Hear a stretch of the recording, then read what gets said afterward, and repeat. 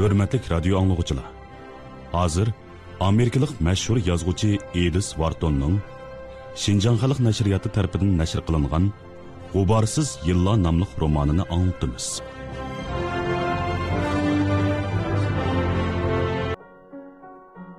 U qaytadan safada o'ltirib, xuddi usul o'ynab, o'ng'izsizlikqa uchirgan odamdek bayramliq katta ko'nglikining qataqlari orasiga cho'kdi. Yigit yanala tam mash yanida turib, qimir qilmasdan uningga tikilib turardi. Hey, ashu ishni o'ylasam, nimani o'ylasangiz? Hey, so'rmayli qo'ying. Archer yanala uningdan ko'zini uzmay qarab turardi. Yüz boyulari anarda qizib ketayotgan Uraniska xonimmi qaddini tik tutib, uningga keskin kayfiyatda yuzlandi. So'rg'inim so'rg'in. Ha, ma'qul. Ayni chaqda ko'rib beqishimga bergan ashu xatdagi ba'zi mazmunlar erimning hiliq xatini damsiz? Shundaq. O xatning qo'rqinchli qiyish yeri yo'q, hargizmi yo'q. Siz bilan mayni oilamizni yomon nomga qo'yishdan boshqa qo'rqinchim yo'q mening. Ma'vi ishni. Yigitning ovozi ingirgandek chiqdi. Boshlari sangilab, qo'llari bilan yuzini etib oldi. Orqadan davomlashgan ashu birdamlik jimjitlik ular uchun hal qilg'ish ham o'rnini to'ldirg'isiz ahamiyatga ega edi. Archer istiqboli cheksiz bo'lsa-mu, besimdan qutulishga amal topamayotgandek tuyg'uga patmoqda edi. O'rindan qimir qilmay, beshini alqonlibdan ko'tarmagan edi. To'svilingan ko'zlari qorong'ulikqa qadalgan edi. Hech bo'lmaganda sizga ram bo'lib qolganim rost. Archer oxir ig'iz ochdi. Tammashning yana bir tarafidan, ya'ni Archerning parizda xonim tugilib o'ltirgan Safaning bo'ling'idan balalarcha o'ksib yig'lagan ovoz anglandi. Qattiq hayronlikda qolgan Archer aldirab tenab uning yeniga bordi. Ellen, sarang bo'ldingizmi? Nemishqa yig'laysiz? Jahonda o'zgartirib bo'lmaydigan ish yo'q. Hozircha texi beshi bog'lanmagan odamman. Uzoqqa qolmay, sizmi shundoq bo'la olasiz? Archer uni bag'riga bosdi. Lavlari ostidagi mo'nu chiroy yomg'irda yuyilgan bir dasti gulga o'xshab qolgan edi. Ulardagi barliq behuda qo'rqinish yo'q chiqqan edi.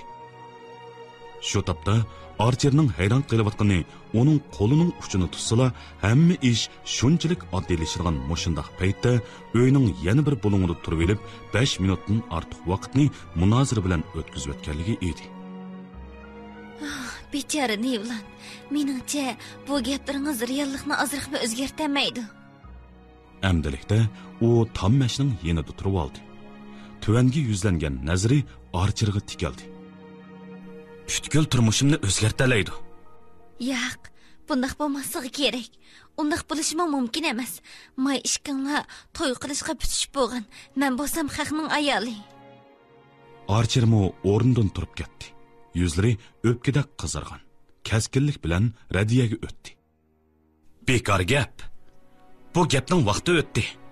Boshqalarni va o'zimizni aldashga huquqli emasmiz. Uning ustiga to'y ishimizmi buningga destek bo'lamaydi.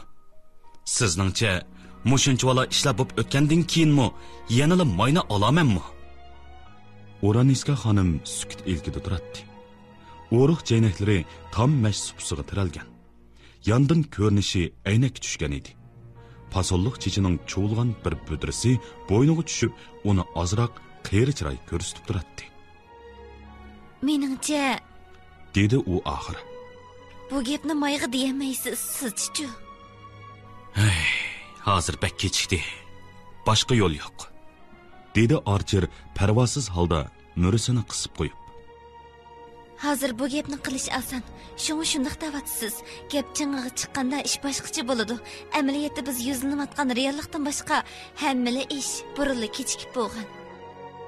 Hey, gapingizni tushunmadim. Uraniska xonim zo'rg'a ochiq kulib qo'ydi.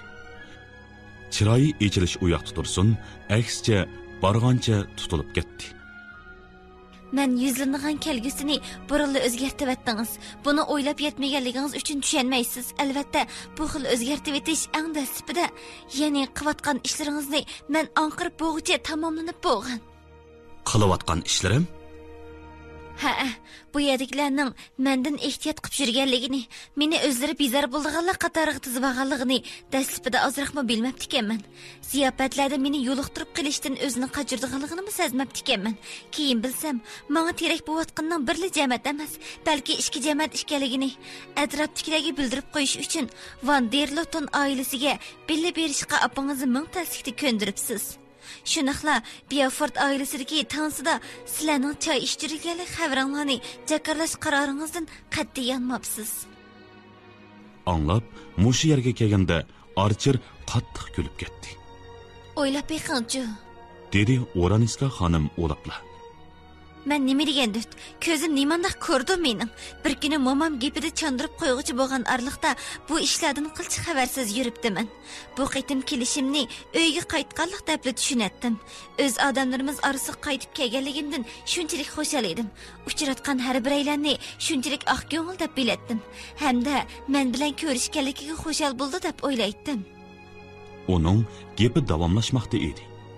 Meningcha, hech kim menga sizdek do'stona muomalada bo'lmadi.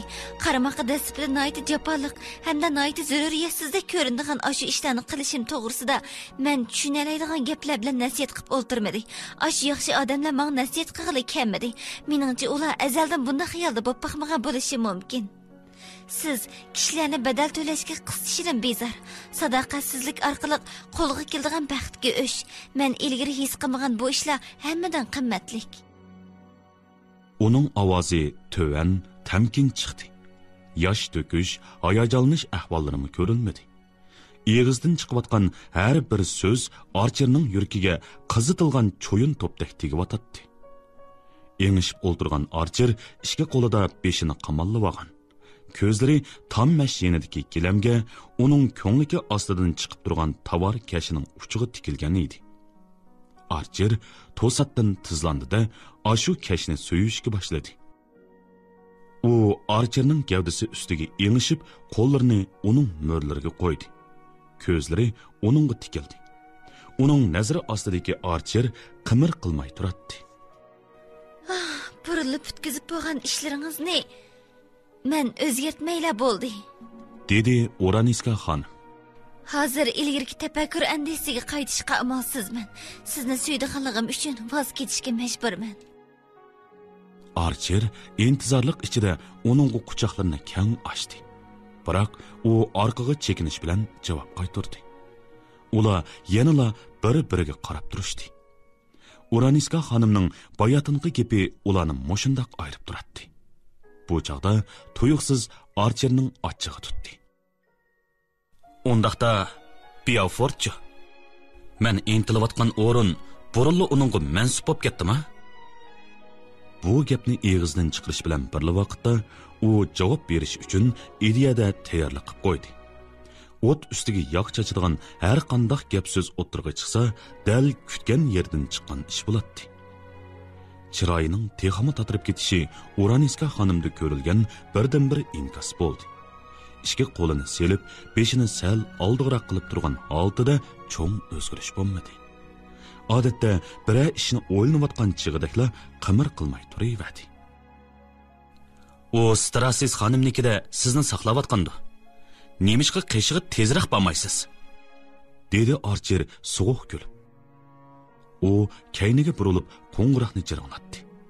Ayol xizmatkor kirgandan keyin bugun kech sirtqa chiqmayman. Payton kechga deb qo'ying.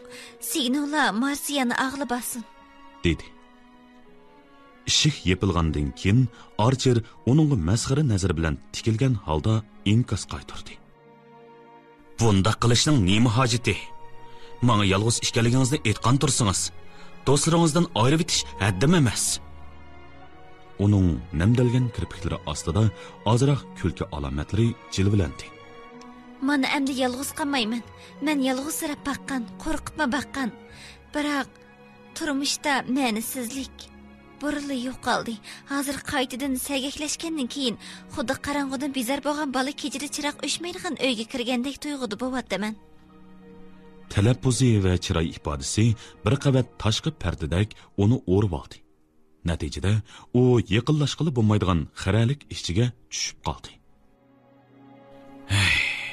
Sizni tushunmadim, dedi Archer og'ringan holda. Biroq mayni tushunasiz. O'ziga yongan bu ayblashdan Archerning yuzlari qizardi. Biroq ko'zlari yanada uningga qadalgan holatini o'zgartmadi. May, meni tashlab etishga tayyor. Nima? To'yni tezroq qilib deb oldida tizilib yolg'irganingizga endi 3 kun bo'lib turibmi? U meni rad qildi. Buning bilan menga huquq berdi.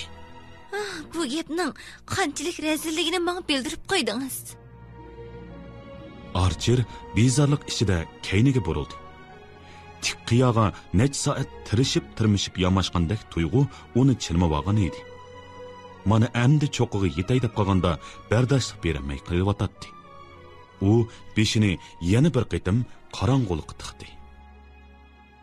Archer uni yana bir qitim bag'riga bossila, uning oshu nuqtai nazarlarini osonla og'dirib yetalaydi.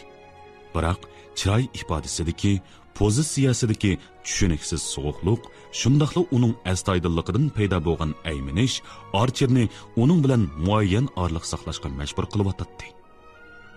Oxirida Archer yanada yolvorishni tanladi. Hozirgi mushu holatimizda qolsak, ishlar keyinchi texmi osonlashishga yuzlanadi. Har birimiz bir xil qisinchilikda qolamiz. Yo'q. Xuddi Archerning gapidan cho'chib ketgandek qattiq vaqirdi u. Bu chaqda qo'rodin ko'ldirma ovozi anglandi. Paytonning eshik oldida to'xtagan ovozimi quliqiga kirmagan bu ikkaylan bir-biriga hayronlik nazarda tikilib qimir qilmay o'ltirishadi. Dahlizdan kesib o'tayotgan Nastasiyaning oyoq tevishi yaqinlab keldi. Eshik ochildi. U uyga kirdida qo'lidagi telegrammani graf Oraniska xonimga sundi. U xonim gulni ko'rib pay xush bo'ldi, dedi Nastasiya ko'nglikini tuzashtirgach. Gulni erim avatibdi deb o'ylab qolgan chig'i ko'zlariga yosh elib ketdi. U badxajlik qilibdi deb koyibmi qo'ydi texi. U so'sqini kulib qo'yib konvertni oldi. Ichidagi telegrammani chiqarib chiroq yo'riqiga apadi. Eshik qaytadan yopilgandan keyin uni Archerga uzatdi.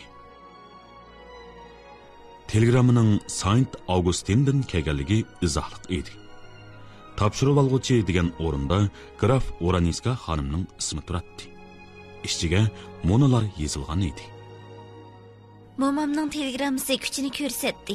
Dadam apamlar to'yni yaqin qilib etishimizga qo'shildi. Nevlatga mo telegramma beraman. Sizni suyman. Rahmat may. Yarim soatdan keyin Archer oldi eshikning qulupini ochdi. Dahlizdagi ustalda bir muncha xatchaklar turadi. Boyatinga o'xshab ketadigan bir parchasi uning diqqatini alohida tortdi. Bu konvertning ichidagi telegrammanimi May Villand avatgan edi. Archer muni qurlarni o'qishga boshladi. Ata-onam to'yimizni haftaning 2-kuni soat 2da o'tkazishimizga qo'shildi. Qiz qo'ldashdan 8ni topaman. Men bekli xushal, sizni suyib may. Archer xatdagi uchurlarni o'chirib etmoqchi bo'lgandek, olqinidagi ashu seriq qog'ozni purlibatdi. Orqadan kichik bir xotira daftarini elib, batlarini titrayotgan qo'llari bilan varaqlashga boshladi. Biroq o'zi izlayotgan mazmunlarni topolmadi. Shuning bilan telegrammani yanchiqqa silib, ustunki qavatga chiqdi. Dahlizidan ozroq nur tushib turgan bu uy Jennining hujrasi edi. Aksi ishini jiddiy chekdi. Kona pasondagi so'sin duxovidan uy ichilik kiyim kiyib olgan singlisi chochlariga qisqush qisiqlik holatda uning oldida paydo bo'ldi-da, chiroyi tatirib ketdi. Nevlat, telegrammada biror yomon xabar yo'q bo'g'iydi, ha? Olaydan shuni saqlab turib. U singlisining savoliga parvo qilmadi. Gapimga quloq sol, dedi Archer. Hech ish bo'g'ini yo'q. Yana bir oydan keyin men to'y qiladi ekanman shu. Jenni akisining bo'yniga kira selib, uni so'sin duxovi kiyimlik bag'riga mahkam bosdi. Bək yaxşı bo'pti, Nevlan. Bək xush bo'p ketyapman.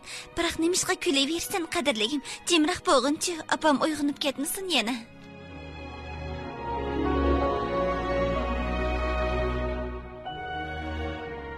Bu kuni havo ochiq. Sap bahar shamolida nurg'un chang to'zallar laylab yuratdi. İşkili ailenin hanımları kiyim işkavidan rengi öňüp, sarıgıyıp ketken qarı bulğun terisi şarpısı bilen çapallarını elişkan idi. Aldınqı rətdə olturğanlardan kelevatqan küyü doğrusunun güçlük puruqi, supunu çördəp kuyulğan serin güldən tarlıvatqan sus bahar hedini besip ketken idi. Murasim yetekçisinin signalıga əgişip, Nevland Archer qoldışının həmrahlığıda kiçik öydün çıxdı və supağı qadam qoydu. Bu signal kelinchak bilan dadisi chiqqan Peytonning yiroqdan qarshi ko'ringanligini, ammo yana zaldagilarni tartibga solish, maslahatlashish uchun xeyli uzoq vaqtning borligini bildiradi. Qiz qo'ldashlarmi xuddi gullardek uyoq-buyoq mengishib yuradi. Saqlanğılı bo'lmaydigan bu kutish mezgilida kishilar yigitning mehmonlarga o'zi yolg'iz qandoq yuzlandiganligini va kelinchakka bo'lgan taqozolik kayfiyatini qandoq bildirdiganligini ko'rishga aldiraydi. Archer boshqa murosimlarni o'tganga o'xshashla bu murosimdagi rasm qoidalarni o'rin dedi. U va'da berib mangmoqchi bo'lgan bu yo'ldagi har bir ish shundoq oddiy yoki shundoq azobliq. Bu sizning qandoq qarshingizga bog'liq albatta. U yigit qo'ldishining oldirab tinab tushirgan har xil buyruqlarga bo'ysundi. Pozitsiyasi ilgari o'zi yetakchilik qilgan yigitlarning bu saroydan o'tganidagiga o'xshashli bo'ldi. Bu chaqqa kelganda u o'zining burchini tamomlaganligiga ishonishga haqliq. Qiz qo'ldashlarning 8 tutam oq serin guli va landish guli, 8 mehmon boshlig'ichining oltin va ko'k yoqutdan yasalgan yang tugmalari ham yigit qo'ldashining mush ko'z rangidagi yoqutdan yasalgan sharp qisquchimi vaqtida qo'llariga yetkazildi. U yerim kechagacha eng oxirgi bir turkum do'stlarga ko'ni mashqqa ko'ngil qo'yib xat yozib, ularning sovg'a berganligiga rahmat aytdi. Xizmatkorlarga berishga tegishlik tapan haqqini yigit qo'ldishining yanchuqiga selib, yetkazib berishni havola qildi. Uning yuk taxlari va safarda almashtirilgan kiyim-kechaklari Manson Mengot xonimning uyiga opirildi. Chunki to'y ziyofati shu yerda berilmoqchi. Poyezdning ayrim xonasimi zakaz qilinib bo'ldi. Poyez yangi to'y qilgan bu bir juftni o'zlari bilmaydigan manzilga yetkazib qo'ydi. O'zikni obdan sağansız, deb pichirladi kichik Van Derleton Nevland. Hech qanday tajribasiz bu yigit qo'ldash zimmasiga yuklangan og'ir vazifadan cho'chib ketgan edi. Archer o'zi ilgari ko'rgan nurg'un yigitlarning harakatini takrorladi. Palay kiymagan o'ng qo'li bilan qiyniq kulrang pinjikining yanchuqini silab, bu kichikina oltin uzukning turishga tegishli joyida turganligiga yana bir qitim jazm qildi. Ondan yana asldagi qiyofatiga qaytdi-da, qora jiyak tutilgan kulrang paqroq palayni kiyib, so'l qo'lida shilapsini tutganicha zal ishigiga qarab turdi. Murosim zalining toshdan yasalgan to'risi ostidagi bo'shliqda handol muzikasi bargancha avjiga chiqmoqda. Muzika ritmiga agishib, untilib ketayli deb qolgan nurg'un to'ylarning parch-parch kartinlari Archerning ko'z oldida namoyon bo'lmoqda. Shu chog'larda u mushu supining pashtiqida turib, boshqa kelinchaklarning larzon holda yigitiga qarab kirib kelganiga shod-xuram, ammo beparvolik bilan qarab turgan edi. Teatrxonadagi tunji kechilik o'yinga naqadar o'xshaydi, ha? deb o'yladi u. O'xshash lojalardagi ashu o'xshash chiroylarni tunadi. Orqadan eng oxirgi qitim signal berilishi bilan tang başlarga opmu o'xshash to'gi qushi o'kilik jiyaksiz egiz bo'k kiygan, o'xshash olmos ko'zlik halqa taqagan Selif Redki Mary xonim bilan Beaufort xonim chiroylaridanmi opmu o'xshash tabassum jilva qildirgunicha kirib keladi haqachon. deb qiyos qildi. Onundan keyin oldingi qatordan o'rin olgan har bir tonish chiroylarga qarab chiqishga vaqt yetdi. Ayollar qiziqish va hayajon ilkida to'liq hayajonlanib ketgan edi. Erlar bo'lsa tushlik tomoqdan ilgari kiyimisi bo'lmaydigan uzun murosim kiyimini kiyib olganligi ham to'y ziyofatidagi yemekliklarni talashishga tayyorlanganligi uchun chiroylaridan jiddiylik chiqib turadi. Cho'ng Katerinning oilasida to'y ziyofati yeyish to'limi echinishlik ishmi? To'yi bo'layotgan yigit Regi Cheferisning mushundaq deydiganligini tasavvur qila oladi. Bilishimcha, Lofil Mingot saplıqni oshpaziga bir qo'lliq tutqizadi. Shunga yigilib bo'lganligi taomlarni cho'qim o'xshagan taomkan deb yesakla bo'ladi. Archer yana Sellerton Jacksonning to'limi nopuzli qiyofatda mundaq qo'shimcha qiladiganligini ko'z oldiga keltirdi. Söyümlük efendiler, acaba teha anlamadыңlarmı? To'y ziyofati Angliyada yangi moda bo'layotgan kichik shirada g'izalanish usulida berilgudek. Archerning nazari sol taraf boshdagi uzun o'rindiqda bir oz to'xtadi.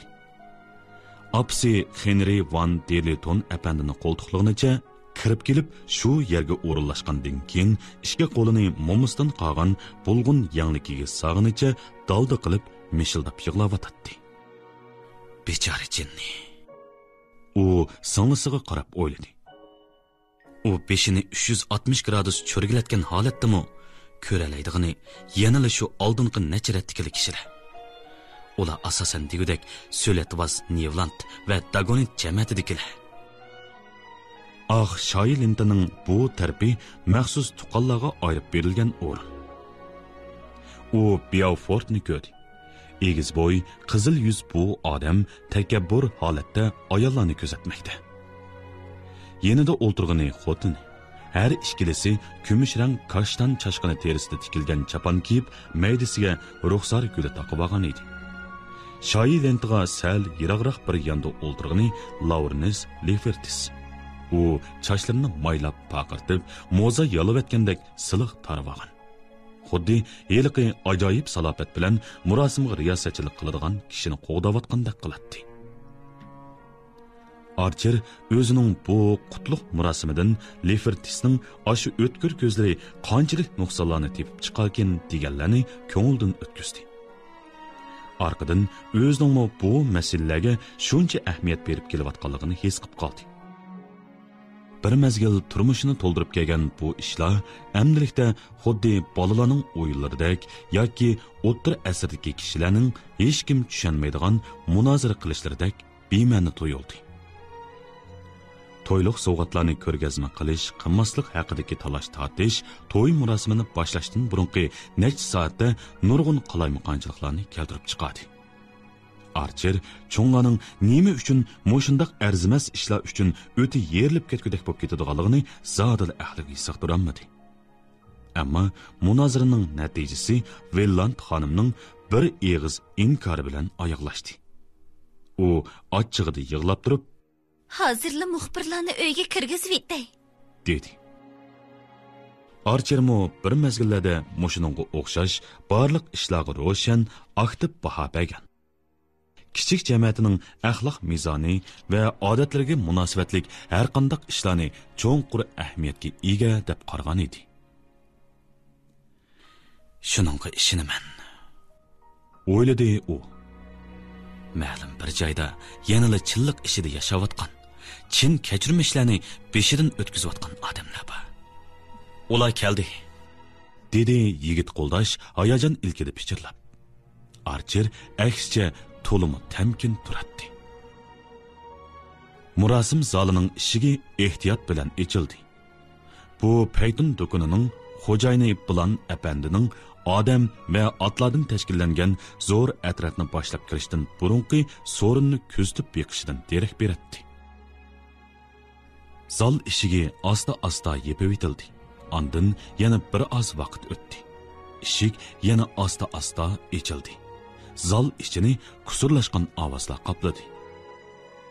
"Kelinchakning oilasidagilar keldi." Velland xonim cho'ng o'g'lini qo'ltiqlig'icha eng oldida kelib o'tdi.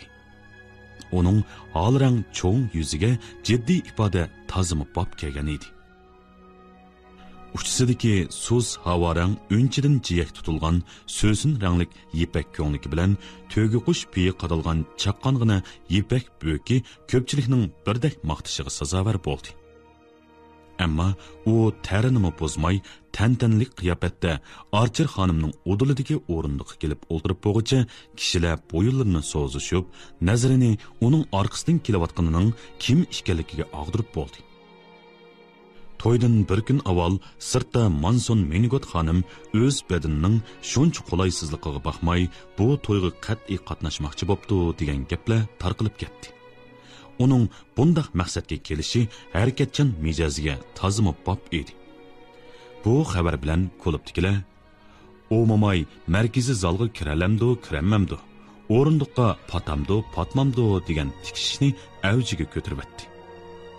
Anglashlarga qaraganda, u oldingi ratning eng chetidagi o'rindiqning yo'lanchigini elib etkilib bo'ladigan bo'lmaydiganligini hamda o'rindiq oldidagi bo'shliqning qanchalik ekanligini bilib beqishga yog'ochcha avatganmish. Biroq natijasi kishini umidsizlantirgan. Urug' tuqqanlar butun bir kun sarosim ichida uning ilashtirishlariga qarab turgan. U texi cho'ng chaqliq o'rindiqqa o'ltirib, o'zini boshqalarga ittirgizib, zalning supsi oldiga kirib kelmoqchimi bo'lgan. Uning g'alati yuz ko'rsatish usuli urug' tuqqanlarni behla azoblagan edi.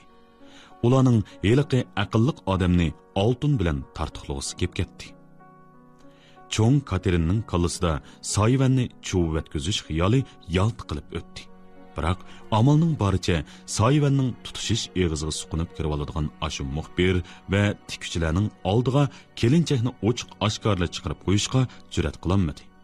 Shundaqdimi u boyqi Soyvanni chuvatkuzish xiyolini qizig'ib furutib beqivdi, Villand xonim koyib ketdi. Voy, unda qisıngiz ular qizimni rasmga tortib, gazetga besib etdi. Mundaq tasavvur qilg'usiz, yo'siniga xilop ishqa butkul jamoatdagilar sarosima ichida qarshi turdi. Shunga Manson xonimgami chekinib chiqmay amal bo'lmadi. Ammo u to'y ziyofatini o'z uyida berish sharti asosida chekinib chiqdi. Villand oilasi to'y zaliga bek yaqin edi. Bunchalik yo'l uchunmi Bulan bilan Peyton xirojini arzaltishda kelishish qiyinga to'xtagan edi. Biroq mo'mayning shartiga yanada qo'shilmay bo'lmadi. Bu ishlarni Jackson aksinglar hamma yerda so'zlab yurdi. Biroq ba'zi tomosha ko'rishga amroq kishilar cho'ng Katerinning zalga kelishiga yanada qat'iy ishongan edi. Ular kelinining uning o'rnida kelganligini bayqaganida poski shipli ketdi. Yosh va odat sabablik Lofil Mengot xonimning xeyli bosh qatirib kelgan yangi kiyimi chehriga sal qizillik ato qilgan bo'lsa-mu, ko'zlari yanada xunuk ko'rinadi. Kishilar uning qiynanisi kamiganligi tufaylidan o'zlarida paydo bo'lgan umidsiz kayfiyatni tugatgandilar, uning ashu qora rangda shantillichi jiyak tutilgan so'z binafshi ranglik durdun ko'ngligi bilan palma ruxsar guli rangidagi bosh kiyimini Villand xonimning ko'kish binafshi rang kiyimi bilan kishini xushal qilgudak darajada ro'shan silishtirma hosil qildi deb qarashdi. Uning orqasida Mingot apandini qo'ltiqlab kelayotgan Avu xonim to'limi ko'rimsiz belindi. Uning chiroyi tatrangu, o'zimi qo'rnib turadi. Uchisidagi yo'lliq kiyimining chuchilari lapangshib turgan ro'moliga chirmishib, texmo besramjon ko'rsatib qo'ygan edi. Eng orqadagi bu personaj Archerning ko'zlariga kirib kelganda, uning yuragi to'satdan qo'rilib, so'qishdan to'xtab qoldi. U Markiz Manson xonimni hozirmi Washingtonda 4 hafta ilgirla jiyan qizi Oraniska xonim bilan shu yerga ketgan deb o'ylagan edi. Bu ishkaylarning tuyuqsiz ketib qolishini kishilar birdakla Oraniska xonim hammasini doktor Argason Carverning makkorlik bilan qilayotgan yig'lama gaplardan neriroq qilish uchun bo'lgan deb qarashgan edi. Chunki u odam uni ashu jilg'idagi so'ygu salonining yangi a'zosiga aylantirib etishga ozliq qolgan edi. Mushu ahvolni nazarda tutganda, hech kim bu ikki xonimdan qaysi birini bu to'yga keladi deb o'ylamaydi. Şu minutlarda Archer Medoraning ashu g'alit simosiga qarag'inicha turgan joyda qaytib qoldi ham uning orqasidan kelayotganining kimligiga zo'riqib qarab ketdi. Biroq kichikina bu atrofning oyog'i uzilgan edi. Chunki jamiyatdagi ancha muhim bo'lmagan barliq a'zolarmi joyiga berib o'ldirib bo'lgan edi. 8 nafar paslik mehmon boshlag'uchi xuddi ko'chishga tayyor bo'lgan pasl qushlardek yoki hasharotlardek bir yerga to'plashib, ondan yon eshikdan ostag'ina dahlizga kirdi. "Hay, Nevland, u keldi." Yigit qo'ldosh asta pichirladi. Archer cho'chib o'shini yig'di. Ro'shanki, Archerning yuragi to'xtab qolganiga xeyli bo'lgan edi. Chunki avu oq, olrang orlashib ketgan odamlar to'pi zalning o'ttirsiga kelib bo'lgan edi. Mulozim va oq kiyimlik ikki yordamchimi o'ppida gulga purkangan supi oldida taxt turadi. Spor simfoniyasining tarliq orkestrining necha bo'lak melodiyasi xuddi yangi echilgan gullarning bargidek kelinchakning usti beshiga larzon chechilmoqda edi. Archer ko'zlarini ochdi. Yuragining yana normal funksiyaga qaytganligini his qildi. Larzon muzika. Supidan tarlayotgan gul samsoqning qo'yiq xushi edi. Kelinchak va uning qo'lidagi xushburoq mandarin chechiki yenik bulutlardek larzon holatda barg'ancha yaqinlashmoqda. Baxt ichida Archer xonimning chiroyi maymoq saymoq bo'lib ketyotdi. Zal mulozimi ahanglik qilib so'zlarni aytmoqda. Olrang kiyimlik 8 qiz yo'ldosh, qora kiyimlik 8 mehmon boshlag'uvchilarmi reti bo'yicha turib bo'lgan edi. Archerga bu barliq ko'rinishlar, ovozlar, tuyg'ular aslida shunchalik tunish edi. Yaqindan buyon qarash nuqtasi yengilnib edi, Bahman natunish, qilchi ahamiyatsiz, kallasiga qochilmayotgan qalaymaqan narsalardek bilindi. O'zikni akagandimanmi? U yana barliq to'yi bo'layotgan yigit aloqsada bo'lib takrorlaydigan harakatni takrorladi. Ko'zni yumib ochqicha may uning qishig'i kelib bo'ldi. Uning boshqacha go'zallashib ketgan chiroyi sezgusini yo'qotgan Archerning vujudiga so'zqini bir xil illiq eqimni boshlab kirdi. U qaddini roslab, mayning ko'zlariga qarab kulimsiradi. "Suyimlik apandilar, xonimlar, biz bu yerga jam bo'lib..." Zal xodimi so'z boshladi. Uzuk mayning qo'liga taqilib bo'ldi. Bosh mulozimatchimi tabriklarini aytib bo'ldi. Qiz qo'ldoshlar qaytadan ey shaklda sap tuzdi. Mendelssohn muzikasining muqaddimasi organ bilan o'rindaldi. Nyu-Yorkda bu muzika o'rinlanmasa, oshiq mashhurlarning oila qurmoqi tas. "Belikingizni, hey, belikingizni uningga bering." Kichik Nevland jiddilashib pichirladi. Archer o'zining yana bir qitim yiroqlarga uzab ketganligini his qildi. U o'zim hayron edi. Zodi qandoq narsa uni tatib ketayotgandi. Balkim zalning ikki qasnog'idagi natonish tomoshabinlar orasidan g'ilpol ko'ziga chiliqib qolgan, shilapa ostidan chiqib qolgan oshib bir tutam qora chash bo'lsa kerak. Biroq u hayal o'tmayla u qora chashlarning o'zini maftun qilib olgan obraz bilan osmon zimin farqli bir qangsharliq ayolga mansub ekanligini jazm qildi. Bu naqadar kulkuli ko'rinish. Xiyolparastlik kasalligiga giribtor bo'lib qoldimmi, nima? Ixtiyorsiz so'radi u o'zidan. Shu minutlarda u xotini bilan Mendelssohn muzikasining yenik ritmiga agishib, osti qadamlar bilan murosim zalining o'ttirig'iga kelib qolgan edi. Ular cho'ng echib etilgan eshikdanmi chiqdi. Bahar ularga qo'l pulantyotdi. Villand oilasining manglig'i cho'ng oq gul taqalgan qo'ng'ir eti Soyvanning u beshti ko'ranglik bilan chapchib ushqandek chepishga tayyor bo'lgan edi. Paytun kashning qayrimi yoqisiga texmi yo'g'on oq gul qadalgan edi. u mayga oq nadetki yipin chaqiltib qo'ydi. Archer paytonga sakrab chiqib mayning yenida o'ltirdi. May uningga mamnunlik bilan kulimsirab baqdi. Ikkalanning qo'llari mayning shilapsi ostida bir-birini siqishdi. "O'maqan", dedi Archer to'satdan, yiliqi qorong'u hang yana uningga qarab eg'izni yo'g'on ochmoqda. Archer o'zini uningga bağancha cho'nqirlab kirib ketayotgandek his qildi.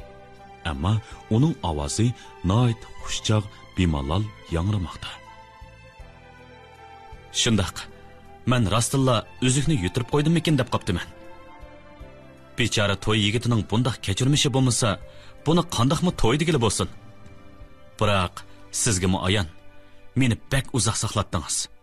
Yuz berish ehtimolli bo'lgan turli qo'rqinchli ishlarni o'ylab olishimga yetarlik vaqt berdingiz juma." Biroq qistan 5-ko'chada May burilibla bo'yniga kira silib, uni tang qoldirdi. Biroq biz birgili bo'ldik-emiz, hech qanday qo'rqinchli ish bo'lmaydi.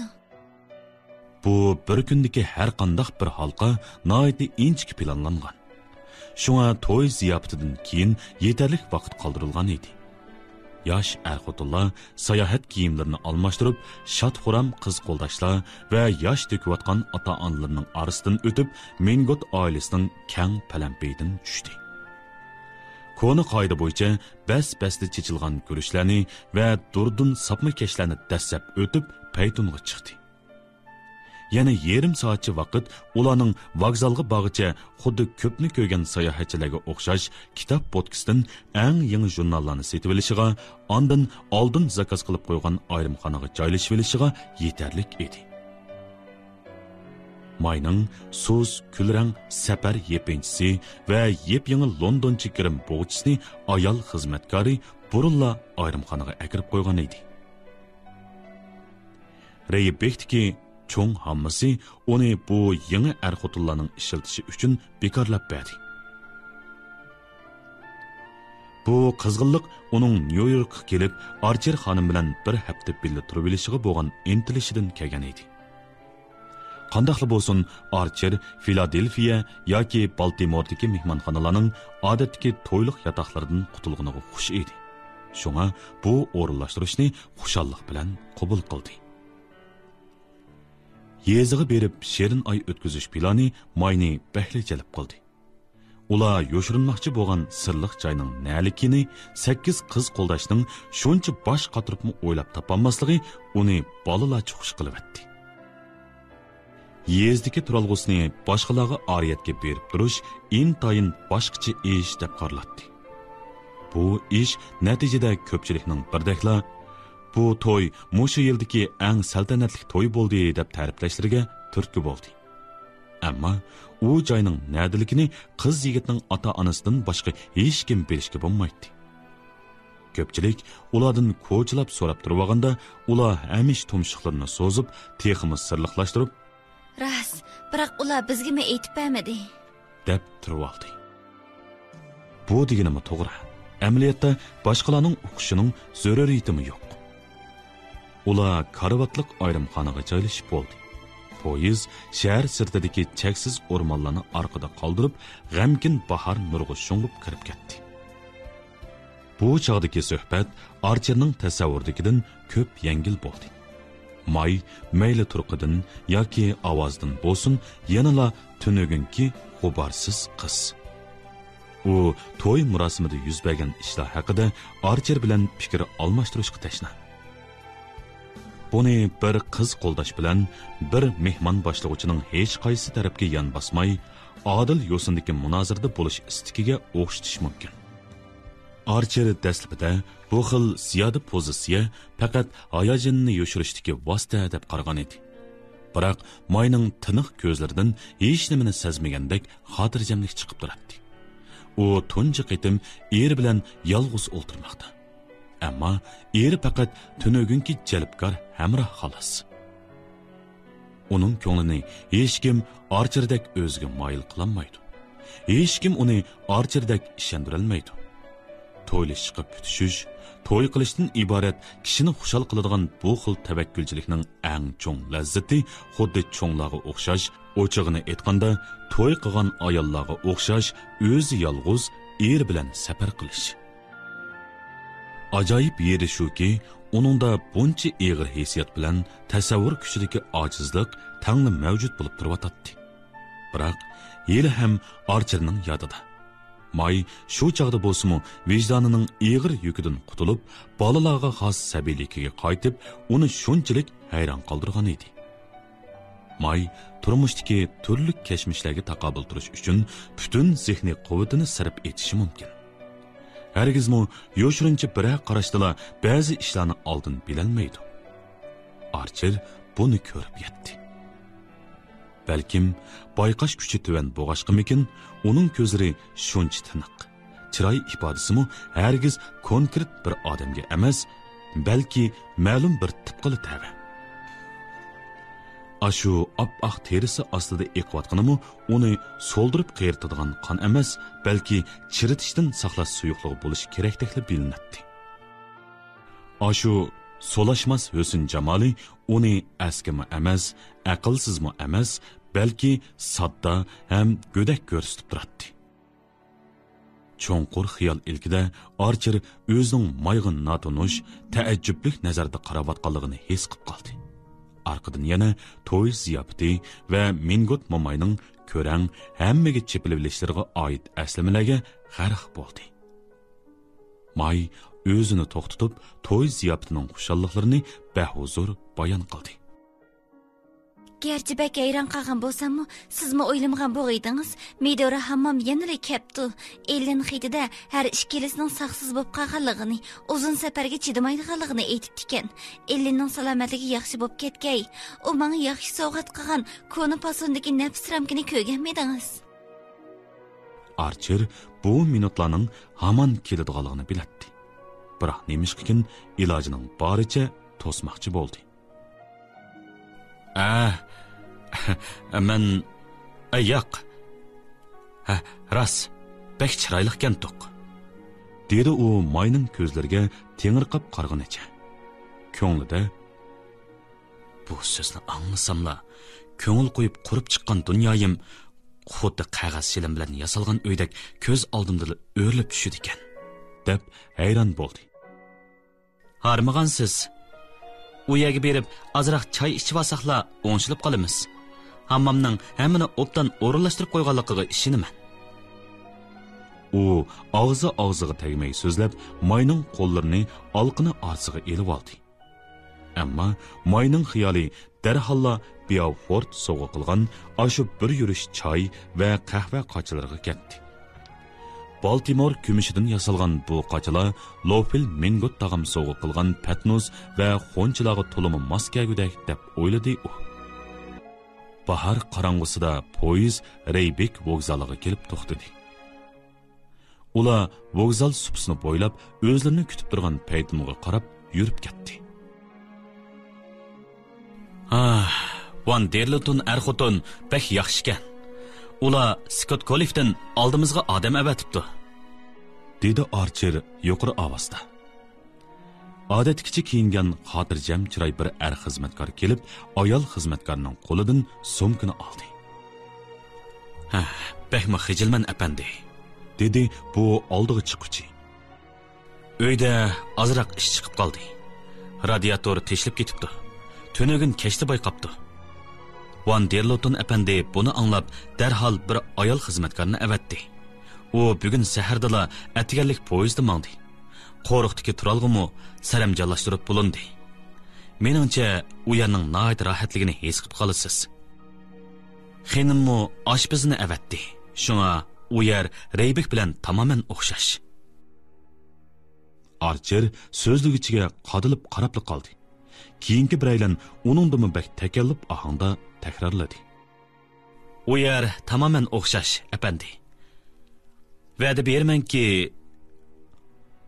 Mayning qizg'inlik to'kilib turgan ovozi bu oradagi kishini o'ng'aysizlantiradigan sukutni bosdi. Reybek bilan o'xshash, qo'ruq egisning turalg'usimi? Undaqda mingasi yaxshidir, shundaqmi? Shundaqmi Nevland? Van der Loton apandining bu yana esiga ag'ini to'limi yaxshi bo'pti. Ular yo'lga chiqdi. Ayol xizmatkor paytonkashning yanida o'ltirdi. Yalt yo'l chaqnab turgan to'yliq sumka ularning oldidagi o'rindiqqa qo'yildi. May yana hayajon ilkida so'zlashga boshladi. O'ylab baqsam, texi u uylarga kirib baqmabdi ekanman. Siz berib baqqanmi? Van der Loton erxotun osonlikcha boshqalarga ko'rsatmaydi. Biroq ular Elinaga ichib bergan o'xshaydi. Elinin menga u bek suyimlikday degan edi. U bu turalg'uning o'zi Amerikada ko'rgan birdan-bir eng mukammal turalg'u ekanligini, uni baxt tuyg'usiga cho'mdirganligini aytgan edi. Ha, bizmi baxtli bo'lamiz. Shundaqmi? Eri naiti shod xuramliq bilan o'llik etdi. May balalarcha kulib turib, bu baxtimizning boshlanishi, baxt mangu yanimizda bo'lsin, deb javob berdi. Albatta. Karverli xonim bilan g'izalnishimiz kerak, suyimligim, dedi Archer. Yataq uydan bir tamla ayrilib turadigan joydagi tamoq shirasiga ko'nirmas birikma metal qochila rat-rit bilan qo'yilgan edi. May qapoqlarini suzganicha tititliq ilkida Archerga qaradi. Kuzdagi Londonda to'xtamay yomg'ir yig'yotdi. Hamma yer so'rintalat ko'rinadi. Bu yerda Nevland xotinning ikkili tunishi bor edi. Dal mushu ikkisi ular o'zlarini eng daldiga erishga tegishli kishilar edi. Chunki ko'ni Nyu-Yorkliklarning nazarida tunishlarning qasdan diqqatini qo'zg'ash noit nomusliq ish deb qaraladi. Archer xonim bilan Jenni Yevropadagi sayohatida bu prinsipga izchil qattiq amal qilib keldi. U ishkaylan safardoshlarining do'stona muomalasiga kishining aqliga sig'moqdek darajada qo'rinish pozitsiyasida bo'lib, rekord yaratqili tasliq qilgan mehmonxona va bekat mulozimlarini hisobga olmaganda hech qanday yot kishilar bilan biror eg'izmi gaplashib boqmagan. O'zining qarindoshlariga nisbatan burundan tonish yoki tamoman ishonchliklaridan boshqalarni ochiqdan ochiq ko'maskili sog'an. Şuna chet eldagi bir necha oyda Chifris, Dagonit, Mingot jamiyatidagi bir ikkisi bilan onda-sonda uchrashib qolganini hisobga olmaganda, ona bola ishkaylan bir-biriga hamroh bo'lishib o'tgan. Ammo aqlmi bir yerda ketkizib qo'ydi degandek, Potesendagi bir kechasi koridorning qarshisidagi ikki Angliyalik xonimning biri ularning eshigini chekib, Archer xonimdan bir xil to'rning bor yo'qligini so'radi. Yana bir ayol Karverli xonim tuyuqsiz kana yalliqiga giribdor bo'lib qolgan ekan. Doimliq dorilarning hammasini olmay safarga chiqmaydigan Archer xonim ularga lozimliq dorini berdi. Karverli xonimning kesili ig'ir. Uning ustiga safarga singlisi ikkisili chiqqanligi uchun Archer xonim va xonimdan baxtli minnatdor bo'ldi.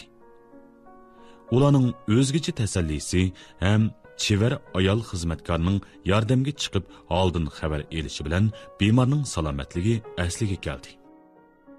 Archer xonim bilan qizi Potesenddan ayrilgandan keyin Karverli xonim bilan Xaar xonimni yana uchirtib qolarni xiyoliga keltirmagan edi. Archer xonim qasdan yot kishilarning diqqatini bo'libmi ilgari tasodifiy yordam qo'lini sunib qo'ygan yot kishilarning diqqatini qo'zg'ab qo'yishni texmi yuzini tushirib olganlik deb qaraydi. Ammo Karverli xonim bilan singlisi bu xil qarashdan bexabar edi. Bilgan holatdami tushunolmagan bo'ladi. Potesenda yaxshi muomala qilgan ochiq yo'riq amerikaliklar ularda aytib tugatkusiz minnatdorlik paydo qilgan edi. Şuna ular kishini ta'sirlantirgudek darajada chin yuragidan chiqarib, Archer xonim bilan Jenni xon qizning har bir qitimliq kelgan fursatini ching tutib yo'qlab keldi, hamda u ishkaylanning Amerikadan kelib ketguchi bo'lgan orliqdagi Londonda turish vaqtini ajoyib aqlliqlik bilan surishtirib bilib oldi. Bu xil yaqinchilikdan qutulish mumkin emas edi. Archer xonim bilan Jenni xon qiz har qitim bilan sarayga tushgan hamon hamisha ikki qizg'in do'stining o'zlarini saqlab turganligini ko'ratdi. Ular yana bu ikki do'stning o'zlariga o'xshash Vert sandig'ida Peteritlar oilasiga tava o'simliklarni boqadiganligini, pöpüklük zıg-zıg işleydiganligini, Bonsin Barun xonimning aslimlarini o'qiydiganligini hamda Londondagi asosliq yozuvchilarga qarata o'zgacha qarashda ekanligini payqadi. Archer xonimning aytganidek, Londonda Carverli xonim va Haar xonim bilan tanishish Londonni boshqa chiqib qo'ydi. Nevlandning to'yini qiladigan chaqqa kelguncha ikki oilaning munosabati shunchalik yaqinlashib ketdiki, bu ikki xonimga taklifnoma avatish tabiiy bir ishga aylanib qoldi. Bu ikki xonimmi taklifga javoban besib quritilgan cho'ng bir dasta olib gulini aynak sanduqqa qochiltib avatdi. Nevland xotini bilan Angliyaga manganda Archer xonim Pristonda oxirgi qitim topilib, qandoqli bo'lsin, mayni elib Carverli xonimni yo'qlab qo'ygin, dedi. Nevland bilan mayning bu talabni o'rinlash xiyoli yo'q edi. Biroq Carverli xonim odatlangan chechanligi bilan ularni izlab tepib oldi ham taklifnoma avatib tamoq chaqirdi. Dal mushu taklifnoma sabablik choy va qo'tirmashni eg'izga elishga majbur bo'lgan mayning chiroylari turilib ketdi. Ularni tanıysiz, şoň bu siz üçün hech gap emas, Nevland. Biroq men bir top notanish kishilar orasida ko'rinib qolaman. Uning ustiga nimami kiyaman? Nevland o'rindiqqa o'zini tashlab o'ltirib, uningga qarab kulimsiradi. U qarmoqqa texmi go'zallashib ketgandek qiladi. Bag'ancha Dianaga o'xshab kelyotdi. Englandning namxush havosi yiqib, yuz terisi texmi yumrallashib, ham qizillik yugurib, asldagi sal yasalma bola chiroyini illiqlashtirib qo'ygan edi.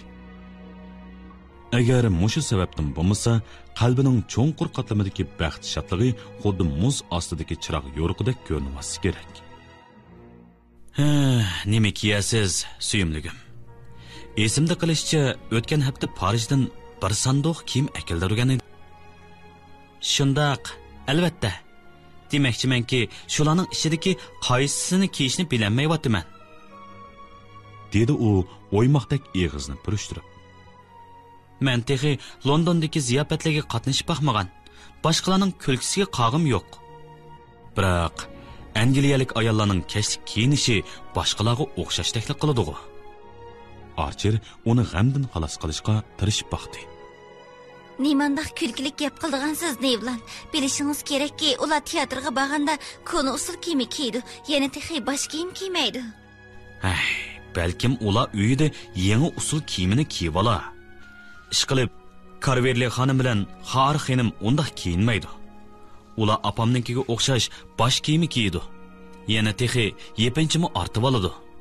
Shundaq yumshoq yepinchidan, Ular shundaqdi, biroq boshqa ayollarchi. Ishqilib, sizdan esil kiyinmaydi o suyimligim, dedi Archer javoban. Ko'nglida uning kiyinishga jinnidek g'alati ahamiyat berib ketishiga nima sababchidir deb hayron bo'ldi. Siz nima degan yaxshi, Nevland? Biroq deganlaringizning menga hech qancha yordam bo'lmadi, dedi May o'rindiqni orqaga surgach, tatib. Archerning kallasiga bir aql keldi. Nemishqa to'yliq kiyimingizni kiymaysiz? Shundaq qilsangiz hech kim bir nima deyamaydi. Shundaqmi? Ay, suyimligim, shu kiyimim yenimda bo'lgan bo'lsa qanday yaxshi bo'lar edi, ha? Biroq uninkilar yili qishda kiyaman deb Parijga o'zgartkil avatib etgan. Vortix qaytirib ekanmidi? Undaqda Archer so'zligach o'rnidan turdi. Qarang, tuman tarqalib ketibdi. Vaqtni ching tutib, muzeyxonaga borsak, birdam rasm ko'rishimiz mumkin. Nevland Archer xotin 3 oylik shirin oy sayohatidan qaytish safariga atlandi. May do'stlariga xatida bu bir mazgilni yig'inchoqlab, tomtaqla cheksiz shodlandim deb yozdi. Ular Italiyaning ko'l rayoniga bormadi. Archer qayta o'ylanib, xotinining undaq alohida muhitda qandoq bo'lib qoladiganligini tasavvur qilolmadi. May o'z xohishi bo'yicha 7-oyda taqqa chiqdi. 8-oyda suv uzdi. Ular bu planlarni nihoyat joyida o'rinladi. 7-oyni Interlaken va Nordergron Devolda o'tkazdi. 8-oyda Normandiya dengiz sohilidagi Otita degan kichkina bir yerda turdi. u yer qadimiyligi va tinchligi bilan donliq edi. Archer tog'lar orasida turib, bir ikki qitim janubni ko'rsatib, Italiya ana, dedi. May Gentiana ko'chatlari orasida turib, shod-xuram holda, u yerga kelar yili qishda borayli. Shu chaqda Nyu-Yorkda turmasangiz bo'lmaydigan bo'p qolmag'idi, dedi. Amaliyotda uning safarga chiqish qizg'inligi Archerning o'ylagandikidanmi to'van edi. Uning qarashicha, sayohat demak aylanish, ot minish, suv uzish degandeklarni ko'paytirish va kishini jalb qiladigan yangicha tanharakatlarni sinab ko'rish fursati deganlik edi xolos. Ular oxir Angliyaga qaytib kelganida May dengiz safariga bo'lgan intizorligini yo'shirib o'ltirmadi.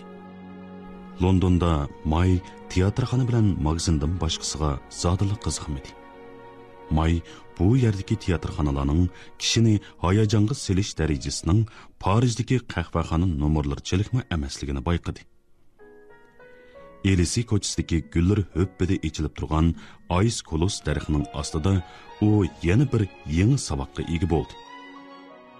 Restoranning balkonidan pastga qarab turgan bir to'p ayollarning naqshsini eri uningga yangi kelinchaklar anglashga bop keladigan naqshgan deb qaraydiganligini zo'r qilib tushundirdi.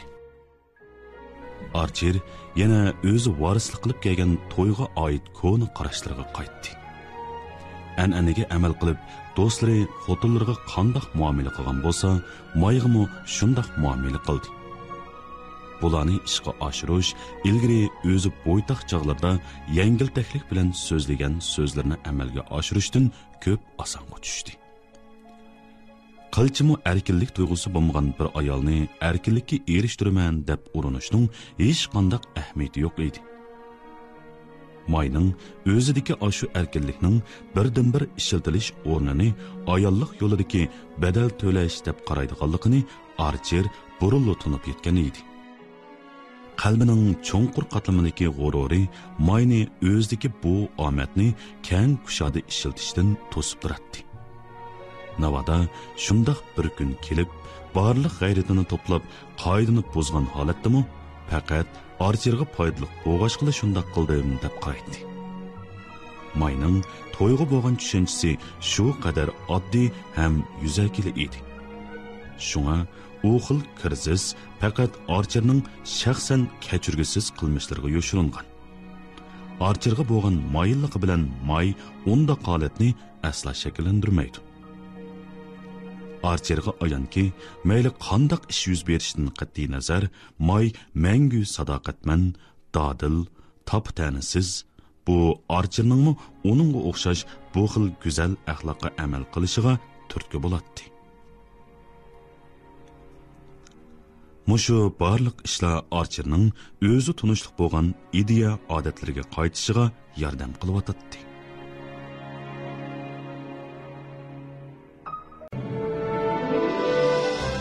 Hürmetlik radyo anlıqçılar.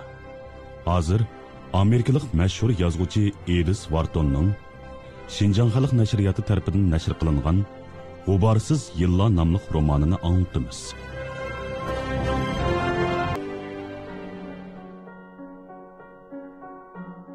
Londonda May teatrxana bilan magazindan boshqasiga zodila qiziqmadi.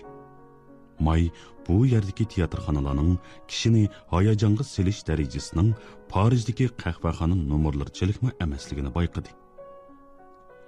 Elisi ko'chasidagi gullar höppida ichilib turgan Ice Kolos daraxining ostida u yana bir yangi saboqqa ega bo'ldi. Restoranning balkonidan pastga qarab turgan bir to'p ayollarning naqshsini eri uningga yangi kelinchaklar anglashga bop keladigan naqshgan deb qaraydiganligini zo'r qilib tushundirdi. Archer yana o'zi varislik qilib kelgan to'yga oid ko'ni qarashlarga qaytdi. An'anaga amal qilib, do'stlari xotinlarga qandoq muomala qilgan bo'lsa, Mayg'imi shundoq muomala qildi. Bularni ishga oshirish ilgari o'zi bo'ytaq chog'larda yengiltaklik bilan so'zlagan so'zlarni amalga oshirishdan ko'p osonga tushdi. Qilchimi erkinlik tuyg'usi bo'lmagan bir ayolni erkinlikka erishtiraman deb urinishning hech qanday ahamiyati yo'q edi. Mayning o'zidagi ashu erkinlikning birdan-bir ishlatilish o'rnini ayollik yo'lidagi badal to'lash deb qaraydiganligini Archer burunli tunib yetgan edi. Qalbining cho'nqur qatlamidagi g'ururi Mayni o'zidagi bu omadni keng kushoda ishlatishdan to'sib turadi. Navada shundoq bir kun kelib, barliq g'ayratini to'plab, qoidani buzgan holatdami, faqat Archerga foydali bo'g'ashqili shundoq qildim deb qaraydi. Mayning to'yga bo'lgan tushunchasi shu qadar oddiy ham yuzakili edi. Shunga u xil kirsiz faqat Archerning shaxsan kechirgisiz qilmishlariga yo'shirilgan. Archerga bo'lgan mayilligi bilan May unda holatni asla shakllantirmaydi. Archerga ayanki, mayli qandaq ish yuz berishidan qat'iy nazar, May mangu sadoqatman, dadil, top-tanisiz. Bu Archerning uningga o'xshash bu xil go'zal axloqqa amal qilishiga turtki bo'ladi. Mushu barliq ishlar Archerning o'zi tunishliq bo'lgan ideya odatlariga qaytishiga yordam qilyotdi. Agar Mayning go'dakligi faqat ashundoq ushshaq-tushshak arzimas ishlarga ko'ngil bo'lishdan derak bergan bo'lsa, balkim Archerning g'azabini qo'zg'ab qo'ygan, o'shligini keltirib qo'ygan bo'lar edi. Biroq uning xosligi shu qadar so'z, xuddi ashu chiroydakla rayish edi. Bu fazilat Mayni bir orambaxish hamrohga aylantirgan bo'lsa-mu, lekin ularning chet eldagi sayohatiga hech qancha hayotiy kuch ep kelanmadi. Biroq ayol o'tmayla Archer muvofiq paytda o'z bilginini qilish kerakligini tunib yetdi. U buninglik bilan buruq turma bo'lib ketamanmi deb ansirabmi ketmadi. Chunki endi u ilgirkiga o'xshashla oila turmushdan boshqa san'at va bilimga bo'lgan izlanishini davomlashtiruvasi bo'ladi. Oila turmushimi uncha zerikishlik deb ketgudak emas. Uning ustiga bolalik bo'lgandan keyin ikkisi orasidagi ashu bo'shliqlarni to'ldiriladi. Miss Veris'ten Carverli ağaçsınla o'ltirishlik Janubiy Kenshin gitongacha bo'lgan bu uzun safarda Archer yo'l bo'yi mushularni o'yladi. Aslida Archerning do'stlar iltifot ko'rsatib bergan mundaq ziyofatlardan o'zini chetga og'isi bor edi. Jamiyatining an'anasi bo'yicha u izchil bir ekskursiya qilguvchi yoki mundaqlik ko'rguchi salohiyati bilan safar qiladi. Hech kimni ko'zga ilmaydigandek hakavur qiyofatga kirib oladi. Faqat birli qitim Harvardni yangi bitkizgan chig'ida Florenisda Yevropalashib ketgan bir to'p g'alati amerikaliklar bilan bir necha haftani ko'ngillik o'tkazgan edi. Hashamatli mehmonsaroyda nopuzliq oqsunyak ayollar bilan kech-kech tansida bo'ladi. Ashu ishlar Archer uchun aytganda dunyodagi eng xushalliq ishlar, ammo intayin saxta. Dunyoning hamma yerini o'yim deb biladigan ashu g'alati ayollar xuddi uchratgan har bir erga o'z muhabbatini setish ehtiyoji bordek hamisha chigish va murakkab ishlar qaynamiga cho'nqur sho'ng'ib ketadi. Ammo ashu kelishgan bastlik yosh ofitserlar va chechini bo'yib olgan qeri o'qimishliq kishilar ularning ish bag'rini to'kib beradigan obyektlari yoki qabul qiluvchilari edi. Bundaq odamlarning o'zi o'sib yetilish jarayonida aralashgan odamlar bilan yuqorqidek ayollar bakli farqliq. Ularni xuddi parnetki bahosi bak qimmat, ammo importni sortlarga o'xshatish mumkin. Shunga ular u erlarning tasavvurini uzoq qamal qilinmaydi. Xotinini ashundaq kishilar to'pig'i tunishtirish asla mumkin emas. Taliga ashu safarida Archer bilan aralashish tashnoligi borligini ro'shan ifodalaganlarmi chiqmadi.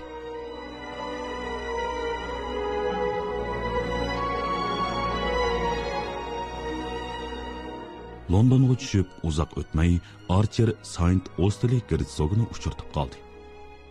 Gertsog uni darhol tunib oldi ham nihoyat samimiylik bilan ahvollashib, "Meni yo'qlab bering, bo'lamdi?" dedi. Biroq nervisi joyida bir amerikalik bu gapni rost deb qarmaydi. Şuna ko'rishishning ishga eshishimi yo'q degan gap. Ular hatto bir amal qilib Mayning Angliyadagi hammasidanmi o'zini qochirib yurdi. Amaliyotda ularning qattiq planlab Londonga boradigan vaqtni kuzga surishimi ba'zi ancha tunishib ketmaydigan tuqqanlarning ularni qasdan ijtimoiy aloqa faslida xushomat qilg'ili kepti deb xato tushunib qolishidan saqlanish uchun edi. Karverli xonimning uyida boshqa odamlarmi bo'lmasligi mumkin. Bu faslda London cho'ldarab qoladi. Yasinib, bakmi go'zallashib ketibsiz. Dedi Archer qo'sh kishilik paytunda yondashib o'ltirgan Mayga qarab. May oqqu tvitidan jiyak tutilgan zangar yepinchi atqinicha o'ltiratdi. Shu qadar jazbidor, shu qadar kam kutisiz edi. Uni Londonning chang to'zallarga chiqishning o'zimi bir xil ortiqcha ishdek bilinadi. Ularning meni yovvoyi odamlarda kiyinibdi deyishini xohlamayman. Mayning bu kamsitish pozitsiyasi Pocahontasni g'azablantirdi. Dunyoning ishlarini tuzuk bilib ketmaydigan bir amerikalik ayol kiyinishning ijtimoiy aloqadagi afzalligiga intayin ahamiyat berib ketyotdi. Archer yana bir qaytim tang qoldi. Bu ayollarning dobulg'i savutlari deb o'yladi u. Yo'chin odamlardan mudofialanish qurali. Archer tunji qaytim bu xil samimiy qizg'inlikni tushundi. Odatda chechig'i lentichiga bo'lsa-mu, Archerning ko'nglini elishni bilmaydigan May ashu majburiyatlar yuzasidan kiyim tanlash, nurg'un kiyim zakaz qilish qatorliq dabdabalik ishlarni burulli o'rinlagan edi. Dal Archerning farzidikidek Karverli xonimning uyida o'tkazilayotgan bu ziyofatning doirasi kichikli edi. Ular Karverli xonimning cho'ldarab turgan uzun mehmonxonasida ayol sohibxon bilan singlisidan boshqa sharpa ortib olgan bir xonim va uning erini, Karverli xonim jiyanim deb ataydigan kamso'z yigitni ham ko'zlari nurliq, terisi qaramto'l paqroq kelgan pakarbo'y mo'tivarni ko'rdi. Karverli xonim uni jiyanining oila o'qituvchisi deb tanishtirganda u bir fransuzcha ismni aytdi. G'uva chiroq ostidagi chiroylar orasida May xuddi kashki shafaq nurda uzib yurgan bir oqqug'uli o'xshab turadi. Erining nazarida u har qanday chog'dagidanmi go'zal, har qanday chog'dagidanmi latofatlik ko'rindi. Hatto uning kiyimining shildirlashtirimi boshqacha ro'shan anglandi. Bu hal rang yuz va shildirlagan ovozni Archer Mayning naqadar sodda, naqadar totinjaqligining belgisidek his qildi. Ular meni nima desin deydikini? Mayning bechora ko'zlari Archerga yelinib tikildi. Ashu daqiqalarda uning alaqsada bo'lib ketgan holati o'ltirganlarni o'xshashli sarosimiga sep qo'ydi. Ammo go'zallar o'ziga bo'lgan ishonchini yo'qotib qo'ygan holatdami, go'zal o'sin jamoli yanala erlarning qalbidagi ishonchni uyg'ota oladi ekan. Karverli apandi bilan heliqi fransuzcha ismli o'qituvchi Mayga unch ko'rinishning behojatligini eskartib qo'yishi zarurligini darhol tushunib yetdi. Ammo ular zo'r tirishchilik ko'rsatgan bo'lsa-mu, bu murosim yanala shunchalik mazzasiz bo'ldi. Archer xotinining chet elliklar oldida o'zini erkin, tamkin ko'rsatish uchun qilayotgan gaplarining borgancha qo'lashmay qilayotganligiga diqqat qilib qoldi. Mayning husn jamoli kishining zo'qini keltirsa-mu, qilayotgan gaplari odamning kayfini uchratdi. Biroq eliqa oila o'qituvchisi davomli turda eng ravon ingliz tili bilan og'ziga tegmay kutuldaverdi. Ayollar ustungi qavatdagi mehmonxonaga chiqib ketgandilar, ko'pchilik xeyli orom tepib qoldi. Karverli apandi bir istakan uzum harqi ichgandan keyin bir uchirishga bormasiz bo'lmaydiganligini aytib, oldirab tenib chiqib ketdi. Eliqi kesal chiroy totinjaq jiyanimi uxlashga kirgizib etildi. Ammo oila o'qituvchisi yanala Archerga ulpat bo'lib ichishyotdi. Archer tuyuqsiz o'zining Ned Vincent bilan eng oxir qitim fikrlashgandan keyin bir kim bilan mundaq keng kushada paranglashib baxmaganligini his qildi. Aslida Karverli xonimning jiyani Xarovdagi hukumat xirajati bilan o'qiydigan o'qishini tashlab, Shvetsariyaning klimati illiq Riman ko'l rayoniga berib 2 yil turgan ekan. U kitob mastanisi bo'lganlikdan Revei apandiga havola qilinib ekan. Keyin u Angliyaga qaytganda bu apandini billa akapti. Revei apandi u kelar yili bahorda Oksford dashosiga o'tkicha hamroh bo'ldi ekan. Revei apandi yana tuz ko'ngillik bilan shu chaqqa kelganda boshqacha bir yo'l tutmasi bo'lmaydiganligini qo'shimcha qilib o'tdi. Archer ko'ngilda uningdek qiziqishi kang doirlik, bilimi mo'l, iqtidorli bir odam cho'qim xizmat topalaydi deb o'yladi. U 30 yoshlardagi o'ruq, ko'rimsiz qarashlarini erkin bayon qiladigan odam edi. Ammo sho'x mijozda yengiltaklik, pastkashlik alomatlari ko'rinmaydi. Burunli o'lib ketgan dadasi amili kichikroq diplomatgan. U o'g'lining o'z kasbiga vositlik qilishini umid qilgan ekan. Biroq adabiyotga herisman bu yigit bu sohadan o'zini tortib, yeziqchilikqa berilib ketibdi. Eng oxirida Shvetsariyadagi angliyalik bolalarni o'qitadigan oila o'qituvchisi bo'libdi. Shuningdan ilgari u Parijda ko'p yil turibdi. Doim Concordning xonasiga kirib chiqib yuribdi. Mopassan ilgari uningga endi yeziqchilik bilan shug'ullanmaslik haqida taklifmi beribdi. U texi opsining uyida Meri bilan ko'p qitim suhbatlashibdi. U izchil namratlikning dardida g'am qayg'udil o'tibdi. Uning ustiga yeziqchilik g'oyasimi aniqlik ko'pikka aylanibdi. Gapning rostini qilganda uning kuni Ned Vincentnikidan qilishmabdi. Uning turmush falsafasi tafakkurga herisman har qanday bir odam ma'naviy echirqash his qilmaydi. Bechora Vincent dal mushu qiziqishi sababli echirqab o'layli degan. Archer o'zini uning ma'naviy dunyosiga kirib qolgandek his qildi. Qizg'inlik urg'ib turgan bu namrat yigitga havaslik ko'zlari bilan qarab ketdi.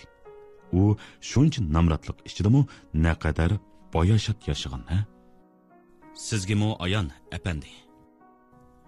Odam o'y fikr erkinligini saqlab qolish, huzurlanish iqtidori va tanqidiy xosligini cheklimiga uchratmaslik uchun har qanday badal to'lashdan bosh tortmaslik kerak. To'g'rimi? Men dal mushu sabablik axborot sohasidan chekinib chiqib, texmi ma'nisiz ishlar, oila o'qituvchiligi va kotiblik qilishga boshladim. Albatta, bu xizmatlar to'limi zerikishlik ham jafoliq. Biroq ma'naviy jihatdagi erkinlikni saqlab qolg'ili bo'ladi. Fransuz tilida buni o'ziga hurmat qilish deymiz. Esil suhbatlarni anglag'iningizda o'z fikringizni qatnashtira olasiz. Kelishtirman, yarashtirman deb avar bo'lmaysiz. Yoki faqat quloq sag'ash, ko'nglingizda qarshi chiqsangizmi bo'laveradi. Esil muhokamalar uni hech nimaga tanqig'ili bo'lmaydi. Shundaqmi? Ma'naviy ozuqlar haqiqiy muhtoj bo'ladigan narsamiz. Shunga diplomatiya va axborot sohasidan chekinib chiqinimga o'kinmayman. Ular faqat o'zlikdan voz kechishning ikki xil shakli xolos. Archer yana bir tal tamaki tutashtirdi. Revei ko'zlaridan nur chaqnag'inicha Archerga tikilib turib so'zni davom qildi. Qarang apandi, turmushga to'g'ri muomala qilish uchun bolaxonada tursimi arziydi. To'g'rimi? Biroq yana gapimizga kelsak, qanday qilsak pul tepib bolaxonaning ijorasini to'lashimiz kerakda. Men umr bo'yi shaxsiy o'qituvchi yoki boshqa shaxsiy birnim bo'lib o'ssam, xuddi Buxarestning keyinda so'kuldab yuradigan arzimas kotibga o'xshash ko'nglimning yerim bo'ladiganligini e'tirof qilaman. Ba'zida cho'qim bir xatarga, cho'ng bir xatarga tavakkul qilib beqishim kerakdek his qilaman. Masalan, sizcha Amerikada, Nyu-Yorkda menga Moskvadek fursat bormi, yo'q? Archer hayronlik nazarda uningga qarab qoldi. Nyu-Yorkka hamisha Concord aka va Filorber bilan ko'rishib turadigan, ham faqat ma'naviy turmushni haqiqiy turmush deb qaraydigan bir yosh Nyu-Yorkka bormoqchi. dal mush ortiqchiliklar uning g'alaba qozonishida to'salg'i bo'lib qoladi. Archer buni qandoq deyishni bilmay, Reviy apandiga qarag'inicha gangrab qilyotdi. Nyu-York. Biroq cho'qim Nyu-York bo'lmasa bo'lmamdi. Archer kekashlab ketdi. U o'zi yashayotgan shaharning esil bas munoziralarini birdan-bir muhtojlik deb biladigan bu yoshni pul tepish fursati bilan qandoq ta'min etalaydiganligini o'ylab yetmadi. Reviy apandining tadrangi yuzida birdilla bir xil qizillik jilva qildi.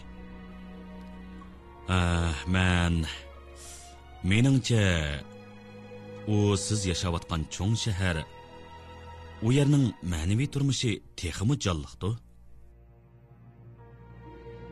Anglag'uchida qutqizish talab qilayotgandek ta'sir paydo qilib qo'yishdan ansirgandek u oldirab tinib qo'shib qo'ydi. Mundaqla deb qo'ydim. Asosligi o'zimning o'yi. Amaliyotda hozirnala ko'zda tutqunim yo'q. U o'rnidan turib, qilich qo'rinmasdan qo'shimcha qildi. Meningcha, Karverli xonim sizni ustunki qavatga boshlab chiqishimni saqlayotam degan. Qaytish yo'lida bu qistirma kuy Archerning kallasiga kirib qoldi. Reviy apandining gaplari uning o'pkisigacha sap havo kirgizib qo'ygandek bilindi. Archerning birinchi bo'lib o'ylagani atla uni tamoqqa taklif qilish bo'ldi. Biroq hayol o'tmayla to'y qilib bo'lgan bir erning yengil taklif bilan chiqargan qarorini darhol ishga oshirolmaydiganligini tunib yetdi. Heliqi yosh o'qituvchi bak qiziqgan. Biz tamoqdan keyin kitob va ba'zi masalalar haqida nihoyat ko'ngilli paranglashdik. Archer paytunda ketib etib mayni chekib baxdi. May tush ko'rayotgandek ig'ir sukutdan aran uyg'ondi. 6 oyning oldida Archer mundaq sukutga yo'liqqan bo'lsa, nurg'un ishlarni xiyoliga keltirib bo'lgan bo'ladi. Biroq to'ydan keyingi bu bir bo'lak turmush uningga ba'zi choralarni o'rgatdi. Heliqi fransuzni damsiz, u oddiy bir odamkan-ku. May beparvoli javob berdi. Archer uni nihoyat umidsizlangan bo'lsa kerak deb qiyos qildi. Chunki Londonda alaydan taklifga binoan berib, oila o'qituvchisini ko'rish Mayni qattiq umidsizlantirgan edi. Bu xil umidsizlik odatda aytiladigan martaba degandek undaq tuyg'udan emas, balki koni Nyu-Yorkdagi bir xil ongning inkosi edi. Agar Mayning ota-onasi Nyu-Yorkdagi 5-ko'chada Karverli oilasidagilarni ziyofatga chaqirgan bo'lsa, hamrohlikqa oila o'qituvchisidan nopozliqroq kishilarni chaqirgan bo'ladi. Biroq Archerning o'shida ochig'i tutib, uning bilan qerishdi. Oddiy? Nari oddiy ekan? So'radi u. Ammo Mayning javobi texmi tomtaq bo'ldi. Nima? Hammalar yeri oddiy-ku, darsxonasidan boshqa. Bundaq odamlar ijtimoiy aloqada hamisha o'ng'aysiz ahvolda qoladi. Biroq May bir tinib olib qo'shimcha qildi. Agar u aqlli bo'lgan bo'lsa, unisini bilmay qolgan o'xshayman. Archerga uning oddiy degan so'zi yoqmagan edi. Aqlliq degan so'zimi o'xshashli yoqmadi.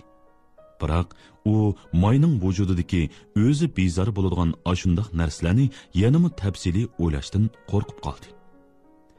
Nima degan bilan Mayning qarashlari izchil mustahkam. Uchrashib kelgan odamlar bilan tamoman birdek edi.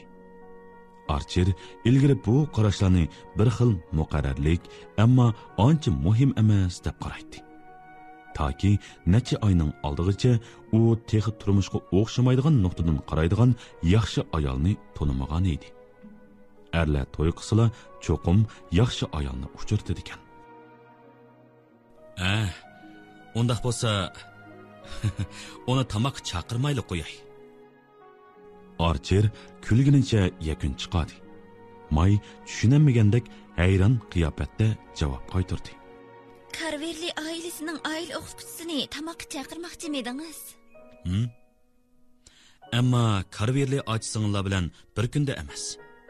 agar xohlamasangiz bo'ldi qilay. Biroq uning bilan rostli yana bir qaytim paranglashqim bor edi. U Nyu-Yorkqa xizmat izlab bormoqchi bo'lyotdi. Mayning chiroyida ham hayronlik, ham so'rinlik aks etdi. Archer u yot elning xohishlarini yo'qtirib olgan bo'lishimdan gumonlanayotgan o'xshaydi, deb qoldi. Nyu-Yorkda xizmat topmoqchi, qanday xizmat topmoqchi ekan? Kishilar fransuz tili o'qituvchisiga ehtiyojli bo'lmasa ya, nima qilg'ili bora u? Meningcha, eng muhimi esil suhbatlardan huzurlang'ili boradi. Eri qasdan qarshilashish maqsadida javob qaytardi. Mayga Archerning bu gapi yoqdi bo'g'ay, xeyli uzoqcha qattiq kulib ketdi. Voy, ne bilan, nima degan qiziq?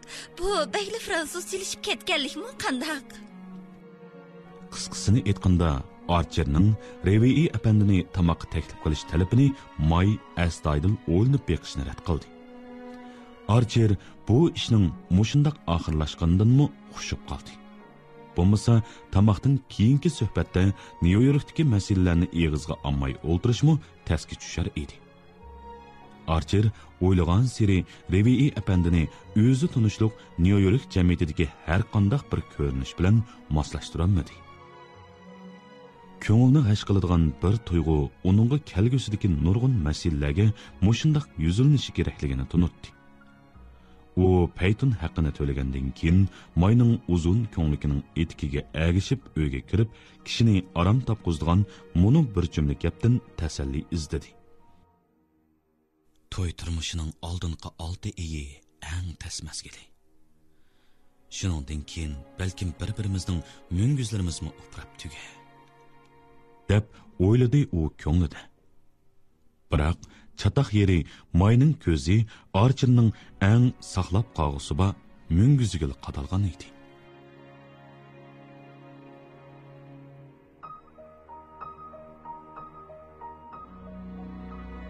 Tüptüz ketgan bir parcha yop-yeshil chimliq quyosh nurida jilvillanib turgan dengiz sohiligacha so'zilgan edi. Chimliq kirvaklariga o'tqashdek qizil qo'g'in gul va layli parulla yarashtirib tikilgan edi. Shokolad rangida sirlangan cho'yun tashdiklar dengizga tutishadigan agri yo'lni bo'ylab orliq qoldirib tizilgan. Ushshaq tashlar ratlik paturlab yasalgan bu yo'lning ustida hashq pichak bilan qalqon yaproqli qo'g'in gullar bir-biriga chirmishib gul chamrak shaklda soyman hosil qilgan edi. Egiz tikyar bilan chasi yog'och uyning orasiga ikki cho'ng qarg'i etish taxtasi chatqonliqqa yo'lab o'rinlashtirilgan. Chimliqning yana bir beshida qarg'i etish taxtasiga uttur qilib tikilgan rasmiy chedir turadi.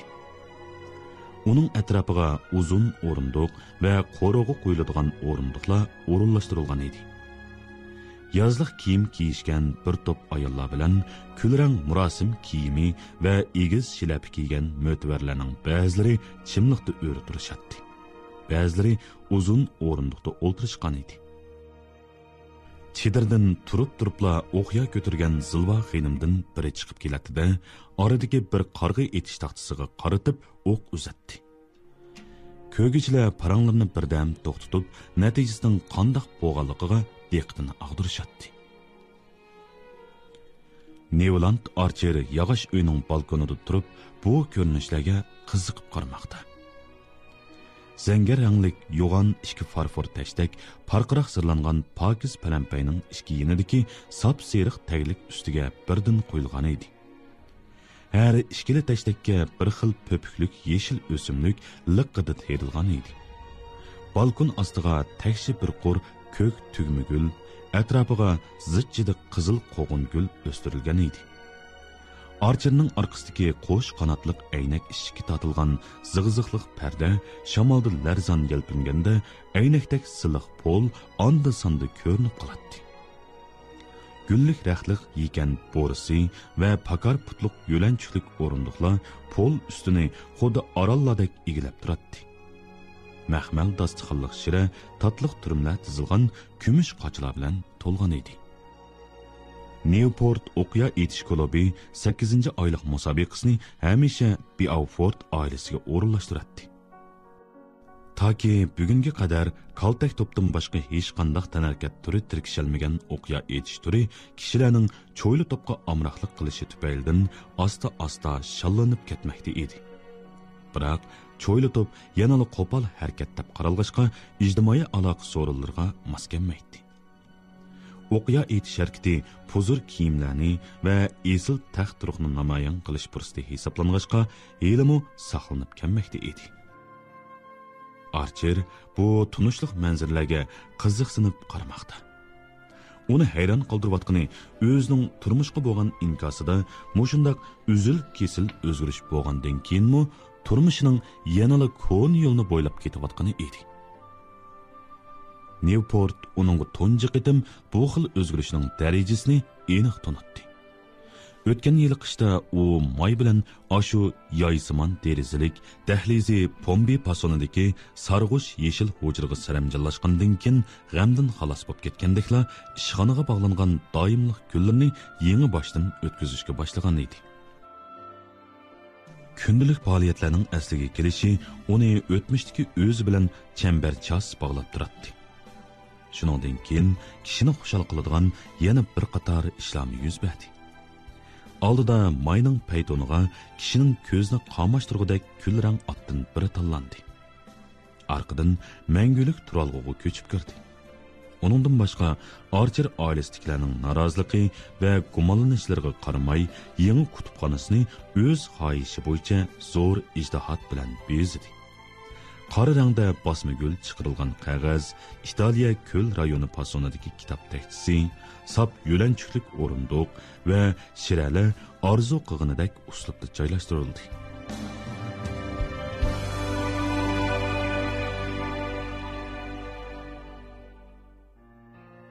U Vincentni yana uchratdi. Nyu-Yorkliklarda o'z xilidagi moda yoshlar bilan tepishdi. Archer bir qism vaqtini qonunga beg'ishlaydi. Bir qism vaqtini sirtlarda tamoq yeyishga yoki oilasida mehmon kutishga sarf etadi. Ba'zida kechlari vaqt chiqarib teatr, drama ko'rgili boradi. Qaramoqqa turmushi noita amaliy o'z yo'li bilan ketyotadi. Newport barliq mas'uliyatdan qutulgan edi. Archer ilgari Mayga Mayin dengiz sahildagi yiroq kichik orolga berib yozni o'tkazayli deb turgan edi. U yerga dala saylisi qilib borgan qop yurak bir necha bostonlik va Filadelfiyalik u yerning kishini mabtun qilgudak manzarlar bilan cho'nqur suv, qo'yiq o'rmonlaridagi ovchilardek yavoyi turmush usulni xabar qilib yozgan edi. Ammo Welland oilasi yozni izchil Newportga berib o'tkazadi. Ularning yar ustida kichkina bir uyi bor edi.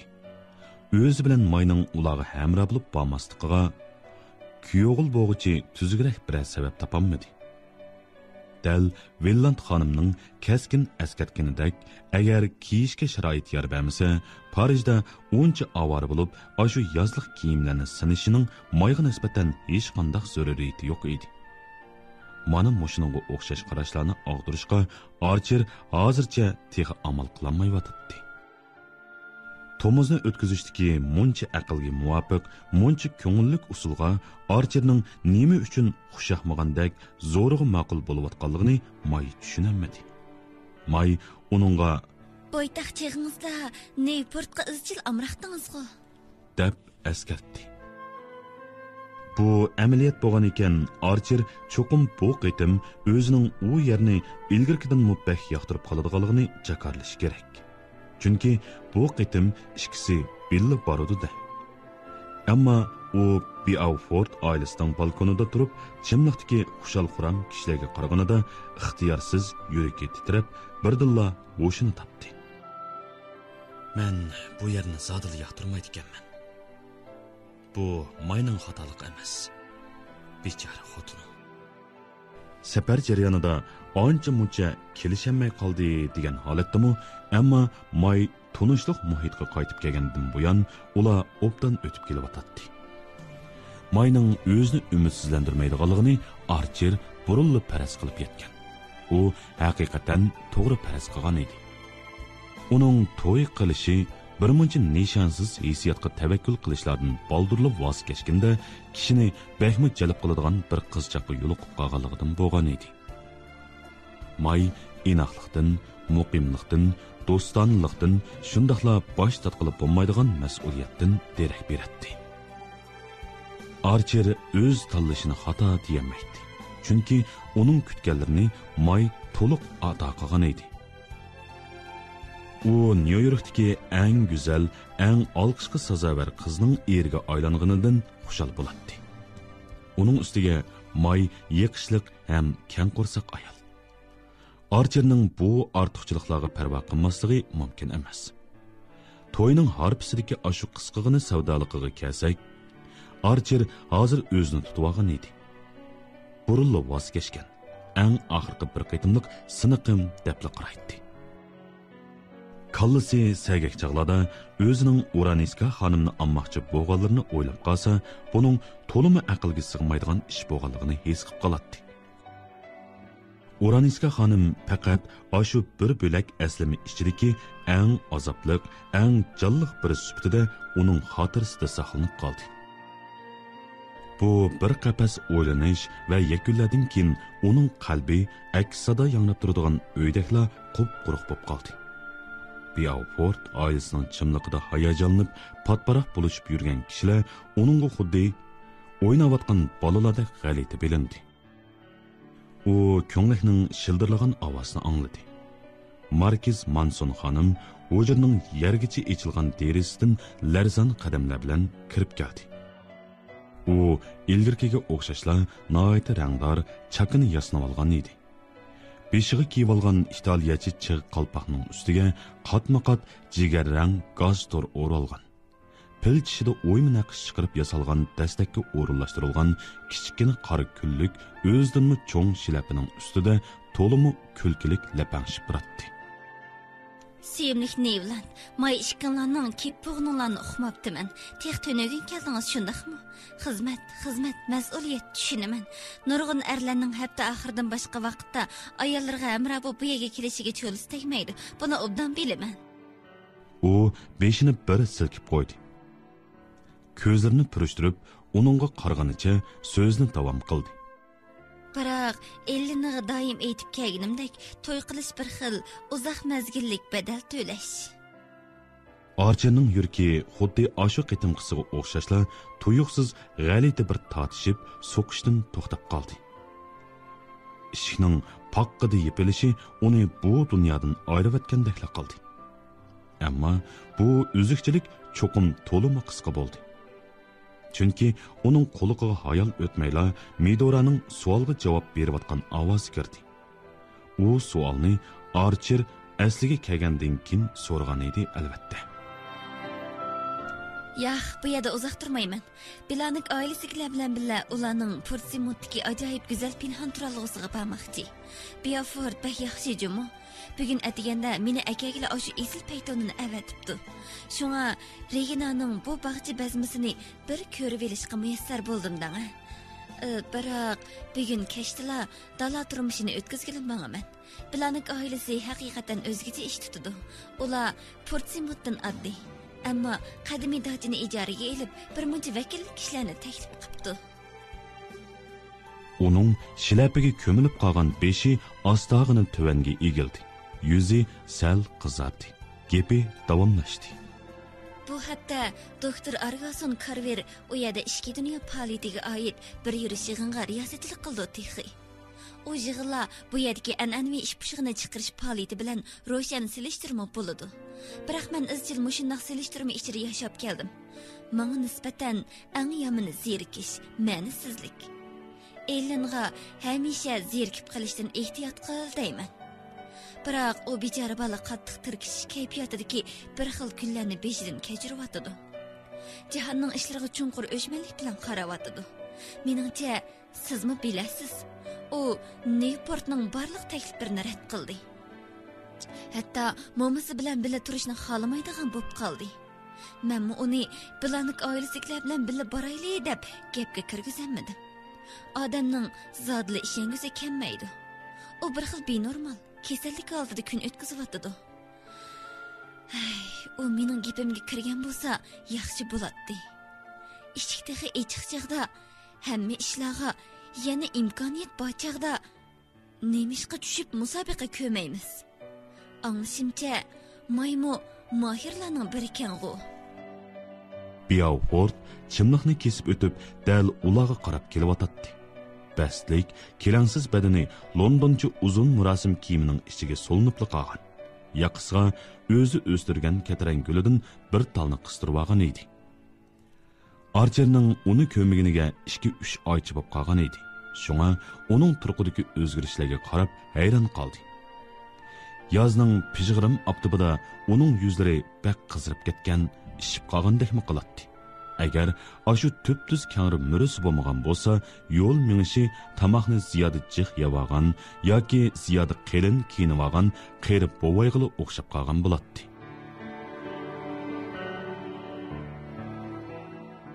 Beaufortga oid mish-mish gaplar xeyli ko'p edi. Baharda u yangi kemisiga o'ltirib, endi taqim orollarga sayliga borgan. Anlaşlarga qaraganda, safar jarayonida uningga Vanni Lin ismli bir ayol hamroh bo'ldi. Kilit daryosida yasalgan u kemida chaqchuq chaplangan muncha va anglab baxmagan hashamatlik boshqa narsalar bor ekan. 500 ming Amerika dollari xajlaganmish.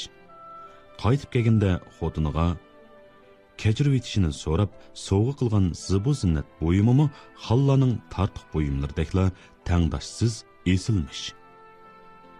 Beaufortning mal dunyosi mundaq badxajlik qilishiga yetib ashaddi. Ammo kishini sarosimiga soladigan o'zak so'zlar uzoqcha tinjimadi. 5-ko'chada emas, Wall Street ko'chasidami taraldi.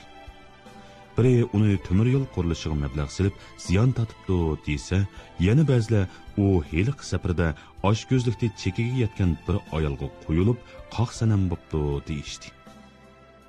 Her qaytimliq vayron bo'lishga aloqador xabarlarga qarata Beaufort hamisha yangidan bir ketran gulligi yastish, bir top baygi eti setib olish, rasm ko'rgazma qilish muzeyga kabanar yoki Misonining rasmlaridan bir parcha kirgizib qo'yish degandek yangicha badxajlik usuli bilan javob qaytaradi. Beaufort odati bo'yicha chiroyiga masxira aralash kulki yugurtganicha Markiz xonim bilan Nevlandga qarab keldi. "Ay, Midora, eliqi yugurik atlarimning karomati qandag'roq ekan. 40 minutla akilib bo'ldi. Yomon emaskan. Bu qitim sizni qo'rqitib etmabdi." U Archer bilan qo'l elishib ko'rishgandan keyin ular bilan bir yo'nalishga burildi. Manson xonimning yenida turib, yenidagi odam anglayanmag'idek past ovozda uningga bir nima bilan dedi. Markiz xonim ashu g'alati chet el tilida javob qaytardi. Mening nima amalim? Bu bir jumla fransuzcha gap Beaufortning qo'shimalarini texmi turibdi. Biroq u Archerga qarab gap qilganda yaxshi qiyofatga kirib, chiroyiga tabrik kulkisi yugurtdi. "Qarang-a, May chempion bo'ladigan bo'ldi." Ha, bundaqda chempionlik yanada o'z odamimizda qolgudakda. Midoraning yaqin sudek ovozi yangradi. Bu chaqda ular menib, chedir qishig'i berib qolgan edi. Kichik qizlar ortadigan qizg'ush binafsh rangli shoir ro'mol ortib olgan Beaufort xonim yetib keldi. Dal shu chaqda May Villandmu chedirdan chiqib keldi. U boshdan oyoqgacha oq rangda kiyingan, beliga sus yeshil rangli lenta bog'lab, beshiga pichak guldan gul jamrak chiqarilgan chig' shilap kiyib olgan edi. Jazbalar turqi to'ylishga putishgan ashu oqshimi Beaufortning tansixonasiga kirib kelgan chig'itkiga o'pmi o'xshashtiradi. Ashu daqiqada Mayning ko'zlari har qanday xiyoldan xolidak, qalbidami hech qanday sezim yo'qdek qiladi. Bu ikki xil omilning orasida turibmi, uning yanada odatdan tashqari esil sifat bo'la olganligiga eri yana bir qitim hayron qoldi. U o'qyani qo'liga elib, chimliqdagi haqda sızılgan belgi siziqining orqasiga keldi. O'qyani nuri egizligida ko'tarib, nishonni qarg'a oldi. Maydonga chiqishi bilan turqidagi ashu nazokati kusurlashib, madhiyalashlarga erishdi. Archer igidarchilik qiluvchining xushalligini his qildi. Dal mush xil tuyg'u uni hamisha birdamlik baxt qaynimiga aldab akratdi. Regi Chifris xonim, Meri oilasining qizlari, yana Sorli oilasi, Dagonit va Mingot oilasining bir necha qizil yuz qizlari Mayning raqiblari edi. Jiddilashgan bu qizlar Mayning keyinda noitim omoq holatda to'plashib turadi. Qo'ng'ir chashlar, oltin rang o'qya, sus rangli kiyim va gul chamraklik shilapilar birlashib kishiga yiqishliq Hasan Husandek tuyg'u beradi. Yazning optibiga cho'milib turgan yosh qizlar shundoq chiroyli bo'lsa-mu, hech qaysisi xotinidek tamkin, bemalol emas edi. Hay! Archerning quliqiga Lawrence Lefertisning ovozi kirdi. Hech kim o'qyani uningdek tutmaydi. Ha, shundoq. Biroq u mushundoq tutgandala qarig'i takkuzalaydi. Beaufort radiya berdi. Archerning o'zida ochiq keldi. Sahibxonaning sal kamsitish aralashmoqtishi bo'g'uchining qo'lqog'i yiqish kerak edi. Xotinidagi sehriy kuchning kamchilikini ishki dunyosi chaqinib birining bayqab olishi amaliyotda bu go'zallik sahibidagi saponing yuqurligini yana bir qitim isbotlaganga barobar edi xolos. Biroq bu gaplar uning ko'nglini bir qismi qilib qo'ydi. Agar eng yuqori pallaga yetgan esillik aks ta'sir paydo qilsa, parda orqasidagi hech nima yo'q quruq bo'lib qolsa, qandoq qilguliq? U Mayga qaradi. Oxirgi qitimda qorning dal o'ttirsiga tekkizgandan keyin yuziga qizillik yugurgan May noiti tamkin holda maydondan chekindi. Archer ko'ngilda u pardani men texi zodi ichib ko'rib baxmabdiman deb o'yladi. U raqiblari va hamrohlarining tabrigini bemalol qabul qilib, eng esil latofatini namoyon qildi.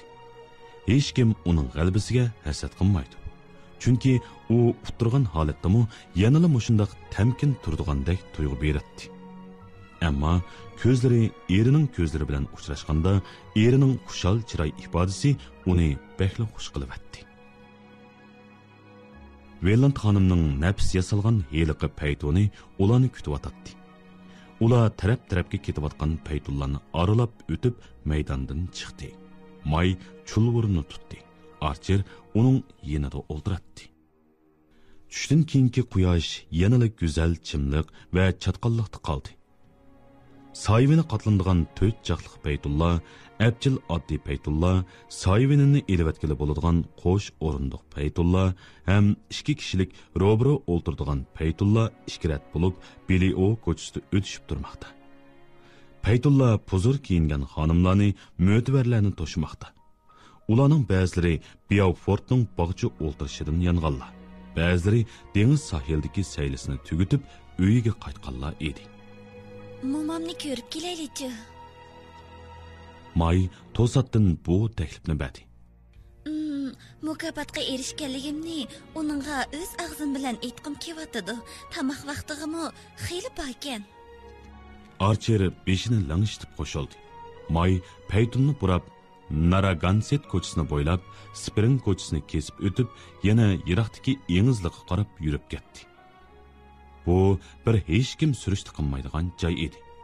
Iqtisodchil cho'ng Katerin yosh vaqtida dengiz bo'g'izini ko'gilib bo'ladigan bu arzon joydan setib olib, nurg'un qirliq o'g'zisi va limlari bor yezi puruqidagi bu dachini soldirib olgan edi. Qo'yoq pakar dub daraxtlari orasidagi uzun koridori toki kichik orollar bilan bezalgan suv yuzigacha yetib boradi. Әгір кеткен bir haru yo'li yangiq yog'ichida yasalgan, sirlab parqirtib etilgan ishkichi so'zilgan edi. Yo'lning bir yeniga tumirdan qo'yilgan bir necha erkak bug'ning haykali o'rinlashtirilgan. Yana bir yenidagi egizpas do'nglik chiqarib terilgan qo'g'in gullarining u yer bu yerlarga aynak sharchalar o'rinlashtirilgan edi. Ishik beshiga oli yo'l chiqarilib, o'gizlik ayvon yasalgan.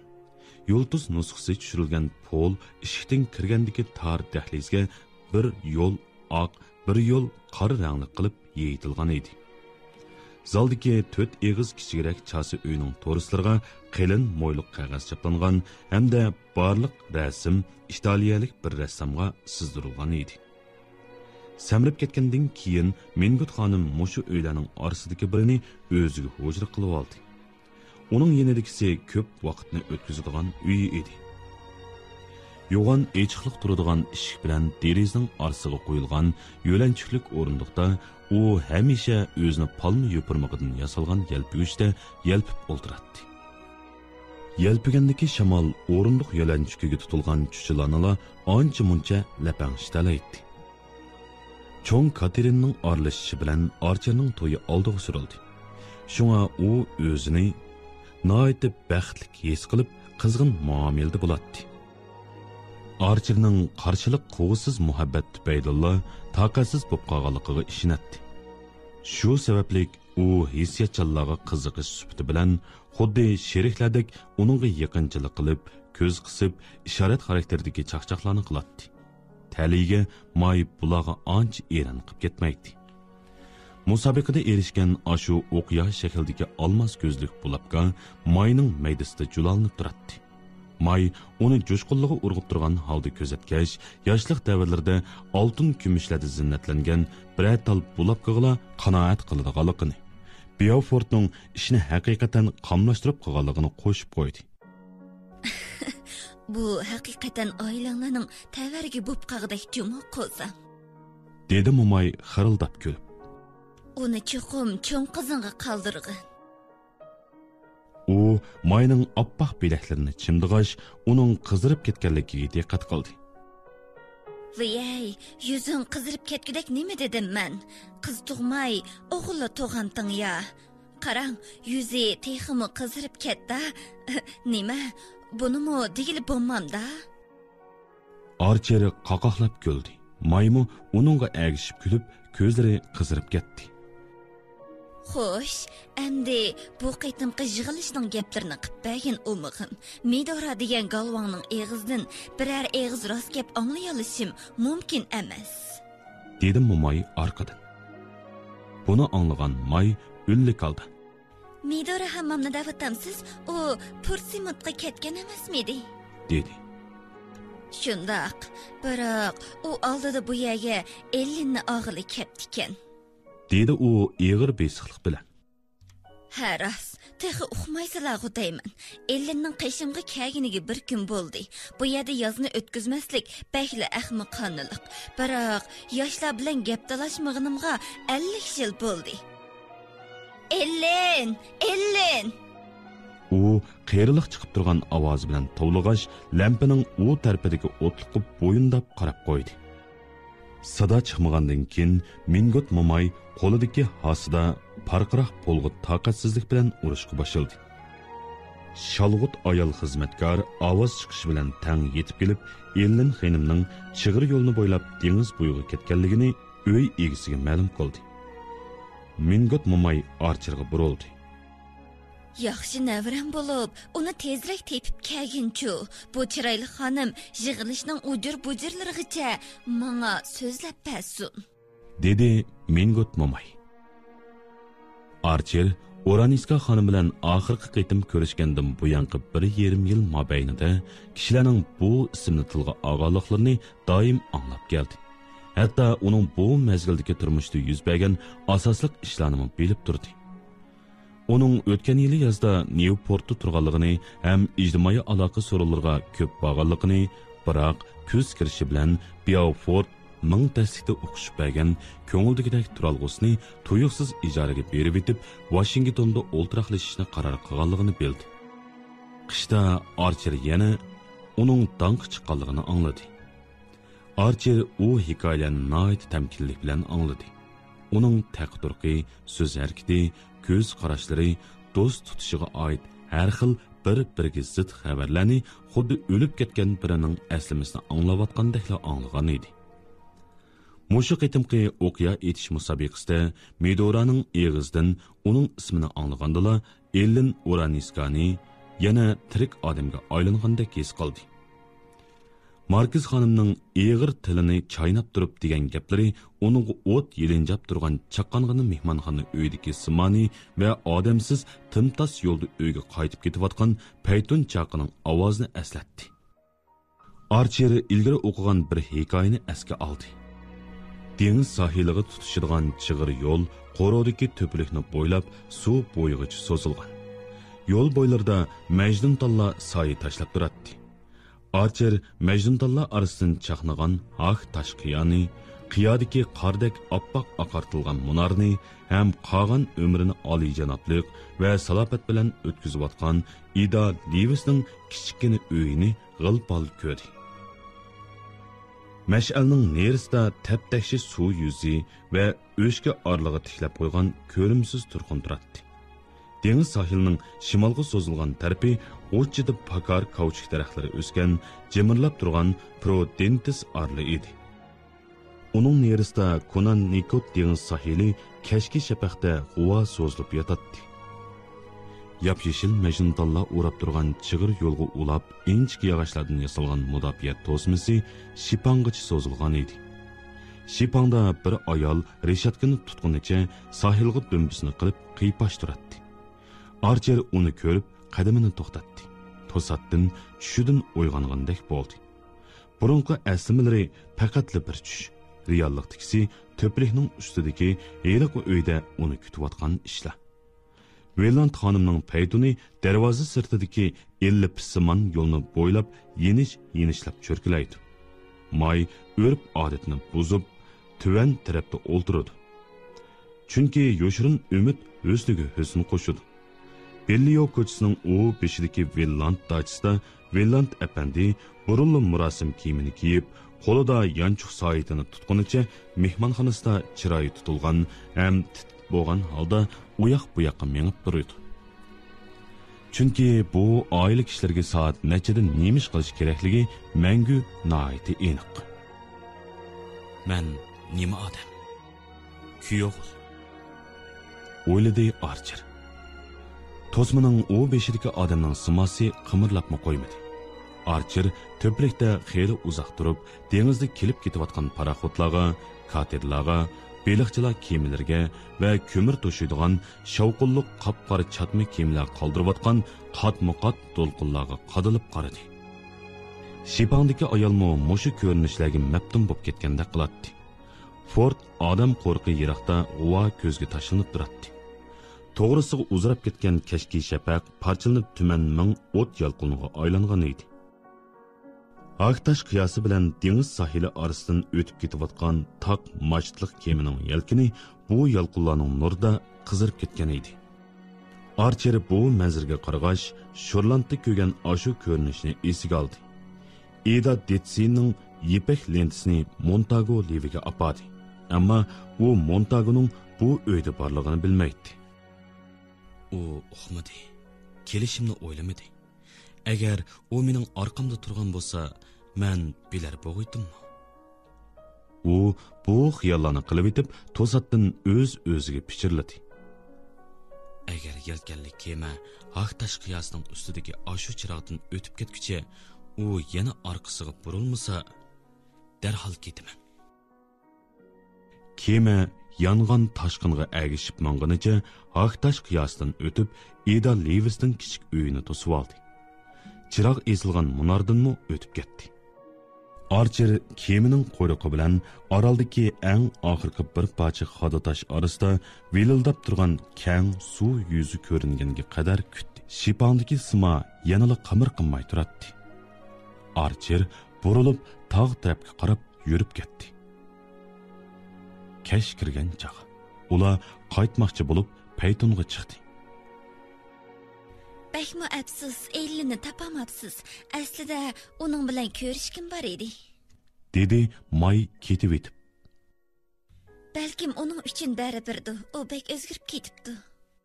O'zgaribdi? Archer ko'zlarini atning dingaygan quloqlariga tikkanicha sovuqli inkas qaytardi. U o'z do'stlariga Manga shuncha so'g'uq muomala qiladigan, Nyu-Yorkni o'z oilasini tashlab, nerdagi g'alati odamlar bilan aralashadigan bo'pti deyman. O'ylab beqinga, uning bilanik oilasi turvaqini nima degan satchilik?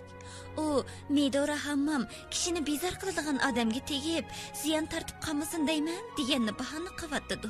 Ba'zida men uning bizni toza xolab ketmaydiganligini his qilib qolaman. Archer ündimidi.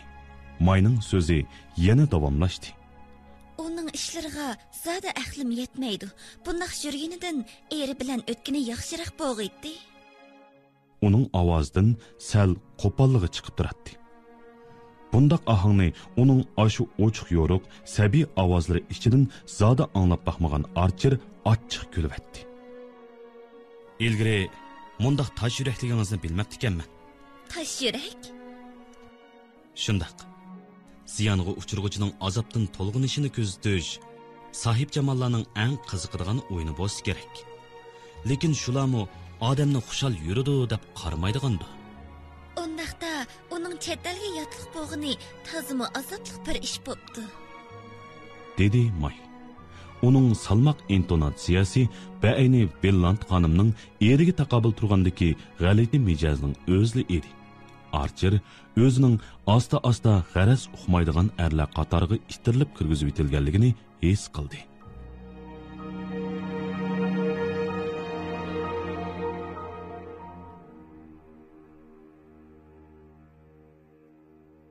Hürmetlik radyo anlıqçılar. Amerikalik mashhur yozuvchi Edis Whartonning G'ubarsiz yillar nomli romanini bugun mush yergacha anglatdik. Davomini atigi programmamizda anglaysizlar.